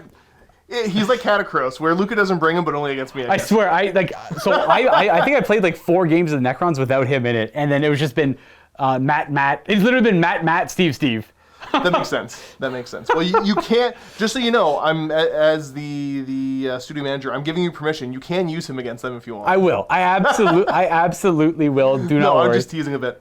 So yeah, and I said, I kind of felt like playing Knights. I didn't really have anything that I really think could take on the Necrons. Well, without a doubt, you could have rolled better. Like the Questoris was great. Wait, like above average, everything was good on him. He did what you wanted him to do. He was like 100 points more than the other Knights, but he still did way more. Why is he more? Is he really more than the Forgeable guys? Oh yeah. Oh, wild! I did not know that. Okay, well you're paying. The Forgeable guys came down in point cost. And okay, that makes sense. So yeah, looking at it overall, I didn't get any like the primary points. I didn't have any hope of it anyways. I didn't think there was going to be much chance. Right. There was some potential, I guess. I decided what I probably should have done is kill these guys. The ones that are over here? These scarabs that are here. Okay. Because he would have been able to hold that objective. Oh, got you some more points. Gotcha. Instead of shooting at them. Instead of shooting at them. It was kind of a Hail Mary to try to deny you points. Right. But I think the proper mindset would have been... I know I've lost anyways. Gotcha. I'm going to try to get as many points for me as I can. I think you're right. Yeah, I think you're right. Because again, we're playing. Even though I'm not playing, I'm playing Imperial Knights. I think they're like near the bottom of the meta. They're definitely in the. I think they're in the bottom 3. When trying to play proper 9th edition missions, where you're trying to score as many points as you can while denying your opponent as many points, it is harder for Knights to pull that off. Well, yeah. Well, you're trying to deny your opponent points, but I think it's more important that you want to make sure you win, right? Absolutely. You don't want to deny them points at the expense of maybe losing. At the very most important. Well, sorry, the most important thing is always winning in the end. It's true. Right. So looking at that, while we stand, we fight. Cool. I got some points off Assassinate. Didn't get any points off Engage, but I was able to. I'm gonna go grab that little book. I could have potentially went for a little bit at the end, but it's just The Nightbringer's tough, right? I could have went for Line Breaker, but that's 2 or more units, never going to get it. And I was never going to get Domination. So Engage was the right choice. I just didn't get the chance to get points for it. I think me going first was a big handicap for you getting... you could have gotten some points on Engage right away, but then again, you wouldn't have wanted to move right here. No, that would have been... Because then the Nightbringer... Boop, No. boop, yeah. Not worth it. If he had been alive, the Mordax, the idea was just he was going to hit back corner and just sit there. And then I could have easily gotten it for a couple turns. Focused on these two. But when you had charged and had him blocked in, I'm like, I should have paid more attention to that. I didn't. Right. So didn't get any points on Engage. Primary objectives were going to be tough, like I said, anyways. I could have gotten another 5 there. That would have put me at 39. Probably would have been the smarter choice, but whatever. I wanted to roll some dice against them. I get you. Yeah, I should have killed the Scarabs, though. Well, it's in what we're trying to do here.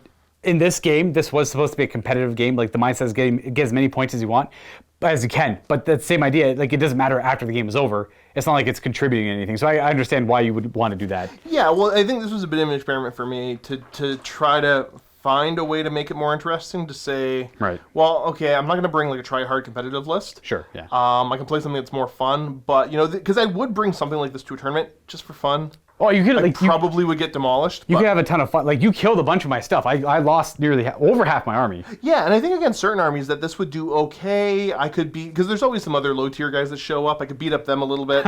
Sure, yeah. And I don't know, like maybe I can place halfway through the pack in the tournament and be happy with that.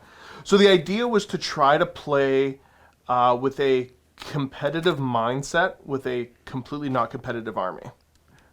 Yeah, and then like me going to it was Josh and I were talking last night. He's like, "What do you want to play?" I'm like, people have been asking for me to play Necrons up recently. Been getting emails saying like, "Luka, why don't you try this? Luka, why don't you try that?" I'm like, trust me, guys, I am well aware of Necron Warrior spam and what it's capable of, and Scarab spam. Yep. I'm well aware of what it's capable of. Now the real question is, should I do it? Right? It's not. This was not like for me. Sure, it was interesting in the control it had. If anything, this game, like when playing Warhammer, you have to like. When playing 9th edition, I don't like to compare it to chess, but it is very much like if I move there, like the Nightbringer was like imagine like a queen piece, right? I shouldn't use chess comparisons. I'm not that knowledgeable in it, but wherever I went with the Nightbringer, Josh had to be very aware of it because it was that was that very strong piece, that advantage I had. And it was kind of like one of those. It feels weird because it's like, it's so powerful, right? You're like, why did Necrons get access to something like that? I'm stuck on imagining destroyers going like, okay, the destroyers have to move and they have to go there. Destroyers? Yeah. Like, what do you mean? The L-shaped move like the Knights do in chess. Oh! Just thinking about chess. You picturing I know that? nothing about chess either except for that. Right, it's the little L, yeah. Right, and just kind of bishop your way across the board. The Nightbringer can only move diagonally. But as far as he wants. I mean, actually, I think Games Workshop has done an excellent job with 9th edition because it's more movement oriented, but it's about bringing the units that are good at 9th edition Eternal War missions. In this case, Scarabs and Necron Warriors are exceptional at it. Like they are very durable, they're hard to get off of objectives. They can get tied up in combat for a long time, and they have the capability of the falling back, shooting, and charging is not to do devastating damage in close combat. It's literally to charge someone who's standing here just to get on that objective back there with my double obstacle models. Right. So I guess here's my talking point is that I think that they've done a very good job of making it a better game. A better competitive play-to-win game. But it doesn't feel like Warhammer used to feel. Well, they've got away from that, and I'm not saying that's a bad thing. It doesn't jive as much with me. And here's, I'll be critical of Games Workshop because luckily they don't know who I am. So there's that. Nor do I think that they would care anyways on my opinions on it. But they've done a very good job with that. The only criticism that I would have is just how big and bloated the game is. Because obviously they're doing their best to put up books super quick, and at the end of the day, they're a company that's going to turn a profit. So I would look and say, I take another game that I really like that's definitely more competitive, that I still kind of play to goof off, but Star Wars Legion. Basically, there's only 4 factions. And they don't have a whole lot of unit options in those factions. There's no codexes, but every time the Rebels get a unit, the Empire gets a unit. And they can use that to try to kind of balance things out a little bit more. Right. So, I mean, like, Games Workshop's done a very good job with a 30-plus-year-old game with a ton of units in it, Right. to try to make that a more competitive Absolutely. mindset. Absolutely. So they've done a very good job, but of course you're going to have to give certain things up. Right, and they can't, and especially with a game this old and it's had so many editions and so many generations of people playing it, you can't make everyone happy either. Oh, for sure. Yeah. Even if they put all, how many factions are there? Let's say Let's say 30 I think at there's least. 15 to 20 off the top of my head. Well, but are you counting different Space Marine chapters? Not at all. That no, Because yeah. they get their own books. That's so true, That counts. yeah. So let's say 30. Even if they put all 30 books out at the same time, there'd still be people grumbling. But the argument is that at least that way they could have a balanced. Right. Hypothetically, say that this is the balanced game. Everything's come out right now. We're good. Nobody gets left behind. That'd be a good way to do it too. Yeah, like this Oh, it'd be example, impossible. yeah. It'd be the yeah. worst business decision ever. If I had any stock in Games Workshop and they did that, I'd freak out. Exactly, yeah. Well, like in this case, yeah, the Knights not having access to the new stuff that the Necrons have, you're able to see the Necron really utilize how 9th edition is meant to be played as opposed to the Knights who can't even hold an objective. Right. I'd be really curious to see. I don't know if they would go for it with this game, but sometimes you can see what they're sort of thinking with one game when you look at, you can kind of get an idea of what they're thinking about doing with 40K when you look at Age of Sigmar. Mm-hmm. So I'd be really curious to see if they did the same sort of thing that they did with the Giants. Where all the Knights are obsec no matter, well, they're obsec, but they count as like 20 models. Well, yeah, there's no proper objective secured. It's just Right. how many models you can't have. Exactly, yeah. I think that could be an interesting concept to see the game go that way. Well, because I know the Horus Heresy had troop Knights that would be obsec. I think actually, technically, I don't know if it's just the troop ones. They may have all been Were they OBSEC. all? Okay, Well, maybe. they were all scoring, but I think they Okay. gave them OBSEC on top of that, so they were objective secured. Oh, geez. No, I don't think there was too much OBSEC in Heresy. Yeah, maybe not. I think it's just they may have scoring or given all non-scoring. yeah. That's pretty much scoring or non-scoring. That's pretty Oh, much now it. you get me thinking though. I think they may have done that, but who knows? I've never actually got the chance to play them. Oh, okay. This is the same, like the Knights originally started off, it's the same as my Custodies where I built them for Horus Heresy. Correct. And have never had the chance to play them in said game system. Yeah, well, 40K is a lot more relevant when we. Oh, 100%, yeah. Unfortunately, well, I mean, I should say we both like the Horus Heresy quite a bit. Well, We play when we can. I would say unfortunate in the sense of if they were both closer, if 40K and 30K were closer to being relevant, like the relevance was closer, we'd be able to get a little bit more variety. Absolutely, but you know, 40K is the game. 40K is the game to play, especially for the entertainment and the viewership. Like that's like without a doubt. Well, that's Like, what the peeps are here for, man. exactly. Yeah. You guys are here for 40K. Now, some of you would probably say, "Well, I'd be here for 30K too," but the majority of everyone here is for 40K. That's okay, Yeah. because we both we've both been playing 40K Well, 40K forever. is, fantastic. And like we both love 40K. Like for me, this I would like your opinions down below on the Necron list. Like it's built to play this one format very well, and this would play like Maelstrom of War really well. I'm sure. Like this is just a good Necron list. It's utilizing the strongest things in the Codex: the Nightbringer, Warrior spam, Scarab spam. Like I said, I think the list in this case, the Nightbringer was the better addition. Oh, 100%. I would gladly play against the more effective version of this list. Right, which is Sans Nightbringer. It's boy, you got to remember it'd be more Necron warriors denying points over there, more Scarabs denying points too. So you'd be killing more. You'd be killing. I would have a lot more. been in combat every single turn. It's true. I would have been probably doing a lot more. Yeah. And the secondary choices may have been a little bit different. I wonder if you had chosen different secondaries and played much more aggressively, could you have gotten more points? Maybe. Okay, so let's talk about this because this is going to be one of those long post games. Right. And I feel like because we can talk more about the Necrons, but That's what I was yeah. going to say they did what they were supposed to do. My list performed exactly how I wanted it to perform. Please give me feedback down below what you thought. Would you like to see this list again? Would you like to see it every game? I doubt it. But I love Necron Warrior spam. So while you're looking that up, I want to say that in all of 8th edition, 7th edition, 6th, 5th, I always spam Necron Warriors. Lots of other people did too. I'm sure you spam destroyers. I played a couple of games where spamming destroyers just because I like. Okay, so the games you played against me, Yes. I remember lots of destroyers and not many warriors. There was also many games where I went into it knowing I'm going to lose this game. Necron Warrior spam does not work, but every now and then I would try it. I would at least try it, and sometimes it would do well against another kind of a joke army. But so I bring them. The Nightbringer is kind of fun to bring. I'd bring him every now and then. I'd pretty much always have a monolith and my Lich Guard. It was like my favorite go-to build. If I could augment this list to make me a little happier, I would include the only missing component I think for me would be Lich Guard, and I would have to get it's 280 points, so I'd have to that guy would have to go, or some warriors would have to go. And I think that's probably what I would end up doing, just to incorporate some Lich Guard, because they're like one of my favorite units in the book, as well as warriors. I like warriors, Lich Guard, and Nightbringers and Scarabs. Typically always been my favorite. Never cared for Immortals that much. I always just loved the idea of the disposable, expendable troops. So anyways, back to what you were looking up. Okay, so looking at the different types of secondaries I can pick, because obviously Knights don't have their own. No, and not I yet. think that will be a big change when they finally get that. Yes. Who knows when? And I know some of the stuff we're discussing, there's going to be some people in the comments that are simply going to say, well, just don't play Knights, because they're not a good faction. And I could very easily avoid ever playing my Knights, Of because course. we're lucky enough to have so much stuff here. I own multiple 40k armies. But the point is that there's a lot of people out there that would have purchased these minis and had these minis and be stuck playing them. So I'm with you guys that are the Knight players. We're in this together. I mean, they do typically pretty well, unless they're fighting against something built for this, right? Because I've lost the last two guys. They frustrated me pretty bad the last two games we played. I don't know if that necessarily counts. I don't think the tournament meta is the be-all and end-all. It's to not, say no. who's the best and the worst. Right. But when you have a faction that consistently is always ranked at the bottom, they're probably not great. Right.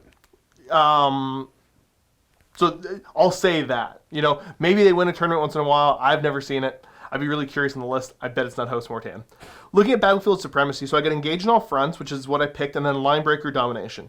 Domination, don't have a chance. No. And then Linebreaker, 2 or more into Luka's deployment zone, ain't gonna happen. Maybe at the end of the game, after you're done killing all the warriors after 4 turns, It's only 4 points. then it's only 4 points at that So point. that's you're really banking on 4 points that I think would be easy for your opponent to prevent. And Engage, even though I didn't get anything, would have been easier for me to get 4 points out of at least throughout the game. No Mercy, no Respite. I had Thin Their Ranks as an option, but I kind of looked at While We Stand We Fight and said, if I can keep 2 alive, is that going to be equal to killing 100 dudes? Right. I think that's a tough one because reanimations, I think you could have gone with that and scrapped the While We Stand We Fight and maybe gotten 1 or 2 more points. Playing more Potentially, aggressively, yep. yeah. But more importantly, denying me from being able to control this side of the table. So there might have been something there. Not game-breakingly, not game-changingly. Not huge, and I still don't know if I would have went for that. Because the biggest thing is I went, like, you don't have a ton of killing potential. Not really. Except for the Nightbringer. Yes. And I had the feeling you're going to deploy him on the flank instead of the middle. I'm like, I'll avoid him. Right. The game plan yeah. was, I'm like, he's going to hit a flank. And no matter what, like, if Luka puts him on a flank, all my knights are going the other way. Which is what happened. Yeah. But if you deployed him in the middle, then my knights would have just split. Okay. And you would have had to go one way. I would have, no matter what, you're forcing me to go in a direction with him. Right. Now, in retrospect, yeah, we should have maybe left a little bit more space that I could have went behind there. True, yeah. But that's not a huge deal for building the board. And then grind them down. Grind them down probably would have been the right choice. Is that the other option? Yeah, it's the other option. And no You definitely would. more I only killed 3 models this whole game, so you probably would have gotten that throughout the course, especially when you all the characters I had. Right, and I could have, yeah. So that one, I'd argue, sure. I would have had to get that 4 rounds to get more points, though. Right. You know, While We Stand We Fight still get me 10 points. Yeah. Purge the Enemy, Titan Hunter, obviously no. Bring It Down, no. I couldn't do either of those. Cut Off the Head, which is Kill the Warlord, depending on what battle round I did it. I think you killed him on turn 3 or 4. But I mean, you would have been able to protect him, so turn 3 or 4, that would have been either 6 or 3 points. I would have been probably a little more reserved with him. And then Assassinate is what I picked, and I got 9 points out of it. That's not bad. Getting 9 points for a secondary is not the worst. Yeah, that was okay. And I got it all in one turn. Yeah, in exactly, one go, yeah. I think. Shadow Operations, I can't do them. Right. It's only infantry. And Warpcraft, can't do them because I don't have any psychers. Right, so I guess the only options really there for... okay, let's talk about the mission. The mission secondary, absolutely not possible. It's an action with infantry. I can't do it. Okay, well, even me with my list could not have done that. And even if I could have done that, I would have been giving up objectives that I would have been controlling. You have to burn them and take them off the table. Therefore, you're not there scoring them for the primary. Now, in this case, I probably would have been able to get like 6 points for it, but I was way better off with the other secondaries. Yeah. Because it's only 6-12, so... Yeah, so... I don't know. Knights will be interesting. I'm really curious to see how, when the Knights come out, they try to make them viable for this edition. Mostly because of the idea of how scoring works and objectives work. Yeah. Knights are, I think, and again, some people might disagree, and leave your opinions because I'm curious. I don't think a pure Knight force has a hope of doing well, generally speaking, in 9th edition. With this scoring style. If this was like Maelstrom Award, then sure, you just pick killing cards and like turn 1 score cards maybe that are in your territory. And, Oh yeah, Maelstrom you could definitely, Yeah. I would have picked, because I wouldn't pick anything to do with holding objectives. Probably. right, you have to take, I think no matter what, you have to take 6 of them. Yeah, sure, but that's about... That's whatever, Yeah. yeah. And you might be able to get a couple points out of that. You never know, because for sure. you could grab the ones in your territory, right? Or, charge something off of an objective, or whatever it might be. Yeah. Super easy stuff like that, right? Yeah. But yeah, the fact that half of the potential points you can score are just about board control, and then you look at battlefield supremacy, it's the same thing. More board control, yeah. And so your only hope is trying to get points that have no mercy, no respite, and then purge the enemy. And maybe if your opponent brings Psychers and you want to try to go after Abhor them, the Witch, you can yeah. go Abhor the Witch. So I'm curious to see how they handle Knights. I think it'd be cool if they had their own entirely different set of secondaries. Could be. Yeah, I'm very curious how they try to balance this army out.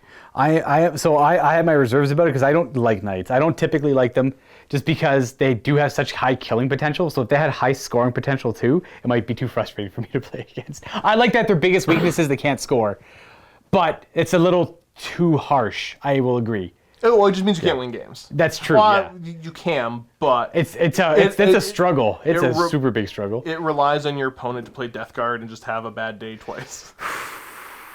Yeah, that definitely happens. No, but I mean, yeah, I'm really curious to see how they do it. And Knights are one of those great examples of something that they've added into the game. Well, because we talked about the bloat of the game, the Yes. difficulty, and trying to... I don't know how the heck I would try to do it. You've got to make them play entirely differently. Yeah. So I wouldn't know where to begin because you don't want to make them too easy at scoring because then they're just frustrating because they have the incredibly high mobility. They can they can fall back, shoot, charge, walk over infantry and swarms. Well, they've got to... I think the only way they could do it is have them count as being X amount of models. Right. They got to be obsec and count as X amount of models, and then that would be... But that number can't be too high either, because then it might be like 20 models. The Space Marines will never get them off of. Well, they have to shoot them off.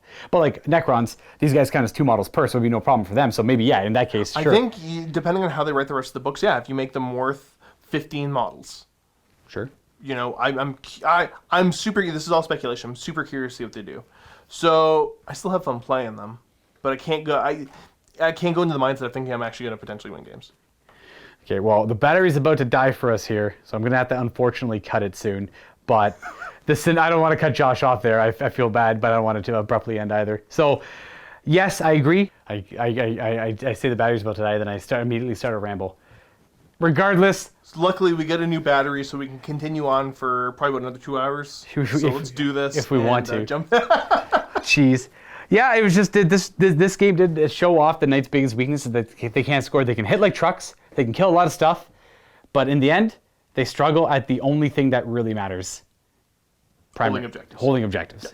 Which is what Eternal War always was and is currently still. Like, back in the day. Now, if this was Knights in like 7th edition, we're going way back to 7th now because 8th was every turn. But if this was 7th edition, all that would have mattered was holding these objectives at the end of the game, so turn 5. So they would have had a potentially better score in this game. I would have had this half of the table. You would have had this half of the table. But the game would have been a lot closer. Yeah. But that style of scoring went out the window with Eldar really manipulating it and like... And again, then we talked to that's the problem having such a big game. Yes. Where you have your releases so spread out. Right, and then typically something will break it. Any army that has the capability of doing, like Tyranids are a great example. Matthew's been playing Tyranids with the 9th edition mindset in, where you just bring his Termagants and they move and then they metabolism or whatever the strategy might be called, they get to move again. And that's all his list does. And that's fine because that works really well. You just start on an objective and say, whatever, you have a knight on an objective. Well, he moves forward, he can't quite make it, he moves again. And then all of a sudden you just lost your 5 or 10 points or whatever. Yeah, the thing that he had to be careful for, because I could be more aggressive, because I played against that list actually. It was Right. I don't know if he's played it since, but he played against me a couple times. Oh, Yeah. did he? The proper swarm? The knights... Because again, I brought double Cerastus, which is double awful. Right, apparently. And them being characters and being able to heroically intervene helps a lot. So he was playing in Space Wolves, and that was his biggest. Yep. He had a hard time because the Space Wolves were all just on the objectives, Like, if he's over here, my Space Wolves would be on this side of the objective, so if they wanted to move towards it, I would then heroically intervene, and then all their attacks would just wipe out the Gants. Yeah. So it'd be no problem. I guess he suffered the same frustrations. Yeah. Yeah. It was a really good game, though. He ended up winning that game. He did beat me, Oh, okay. and which was kind of cool. That was fun, though. Unlike this one? That's not what I... Don't put words in my mouth. This one, okay. I've never had fun playing against Necrons. Josh hates Necrons. don't know why. I hate, like, I don't like, this kind of probably the same as, like, I don't like Knights. In this case, I'm like, well, whatever. You can play Knights all you want, because I think this list is going to, no matter what this list faces off against, is going to do well, I think. Right. There's a chance that I might be able to build, like, a dirty AdMech list that could do something about this. Sure, I hate AdMech too. It's rough, but you do the same thing with them. Cheap units that spam the board, right? Yeah. I'm just all over the place. Exactly. That's Just mortaling the heck out of you. that's ideally what you want to shoot for, right? And, Yeah. in that case, I think my list without the Nightbringer would be better, unless you have the robots and the Night. The Nightbringer is a hard counter to my playstyle at the very least. Oh, I guess it's a counter to your playstyle, yeah. Because 100%. I assume I you'd have can't get around Castellan, you'd have Castellan robots in that list, I assume. Oh, of course I would. And then I'd have four of them. he So walks. he just beelines towards them. He just walks right up to them. They're a little too slow for him. I think they move the same speed as him. He walks up the board, and AdMech have a hard time against him, unless they bring like the Electro Priest or anything else that's good at combat. Well, I'd have to have some Electro Priest in the list potentially to be able to do that.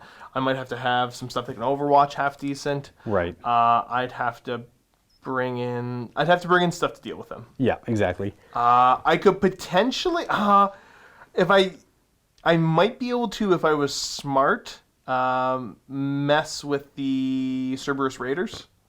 I'm not too sure which one. Are those the horses? Those are the horses, the ones that they're like 14 points a model, they're 3 wounds, they're T3, so you just shoot them off the board.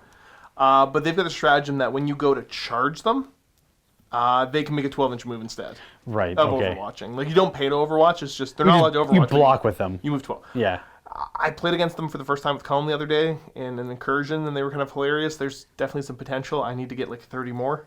Well, using AdMech as an example to go up against this list, AdMech is quite a powerful army in 9th edition right now, so it would perform a lot better than the Knights can do. I agree. I think so, yeah. Yeah. Because I'd be able to take some objectives and hold some objectives. I don't mind fighting the AdMech. I just hate the Castellan robots. But maybe if he survives, he could, like, out of everything the Necrons have access to, the only thing that really fits in this kind of list that could help would be Doomsday Arcs, Doomstalkers, or him.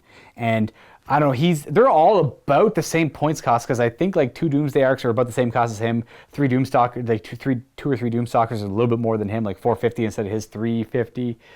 So I'd have to sacrifice 100 points somewhere. But that's the kind of shooting I would need against the Castellan robots or against the AdMech in general. But I'd rather just have him. He does have a massive, he's mobile and he denies a lot of area, unless you're willing to go out against him and try and fight him. But I still want to do a who would win series, him against like literally anything in the game. Or he just wins. And I think Mortarion could beat him, only if he's really lucky, because he does multiple damage in lots of phases. Oh, he'd have potential, yeah. He could do 3 damage in the psychic phase, he could shoot for 3 damage, and then he could do 3 damage in the combat phase. So he could kill him in 1 hit, if he got lucky enough. But he'd have to get really lucky in the shooting phase, because he would one-shot Mortarion in most cases. Mortarion does not get disgusting resilience, no invulnerable save, he has no armor save against him, he's only got 18 wounds. So one of the most durable like Primarchs narratively in the game gets cut down by the Nightbringer. I would dare say that the Nightbringer is maybe poorly written. I don't think they did a good job with his rules. Oh, I think he's got wild rules. I think he's like way over the top wild. Well, and I think that's indicative of what I talked about earlier with the new Codex syndrome. Right. Because something's going to come out that's going to make him be like, who cares? Right. Doesn't matter. He's expensive, and with the right armies, he might not have much. If I was fighting like orcs and it's nothing but boys and grots, well, he's not going to do anything. He's not worth his points cost. He just walks around and he gets tied up with grots for like 2 or 3 turns at a time. Now he can, like, he does like a scythe attack, but it's only 12 attacks. That's not going to kill like 20 grots or 30 boys. Yeah. So in that case, then he's not worth it all. But against super elite armies that Josh typically likes to play, he's very impressive. Yes. Incredibly impressive. Custodians, I would not want to put him against Custodians. It's so boring. If you brought Custodians, I would have instantly taken him out of the list, because that would have been. Or maybe keep him in just for the hilarity factor if you wanted to watch something truly dumb. So, and just to clarify, to bust your chops a little bit. Right.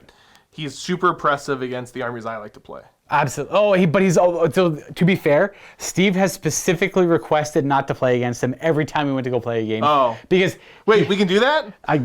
Only for so long, because Steve got out of it the one time. He's like, can you not keep... He's am like, I the one that keeps... Okay, that makes sense. Because I was going to say, like, you said he's specifically oppressive against my armies, and you only bring him against me, which sounds kind of it's super suspicious. So the list was going to be all warrior scarab spam, which again, I think it would have done just as well, if not potentially better, but he stopped. And then I texted you and said I'm bringing knights. He was in the list already to begin with. I swear. I'm just teasing. I swear. I'm just teasing. Because in my mind, I'm like, I really want to bring the Nightbringer. Everyone's asked for the Nightbringer. I don't care. He's really good. I'm bringing him. I'm tired of not bringing him and crippling myself. What it comes down to is that I have said, play whatever you want. Exactly. Yeah. You know what? You aren't immune to listening to me grumble about it.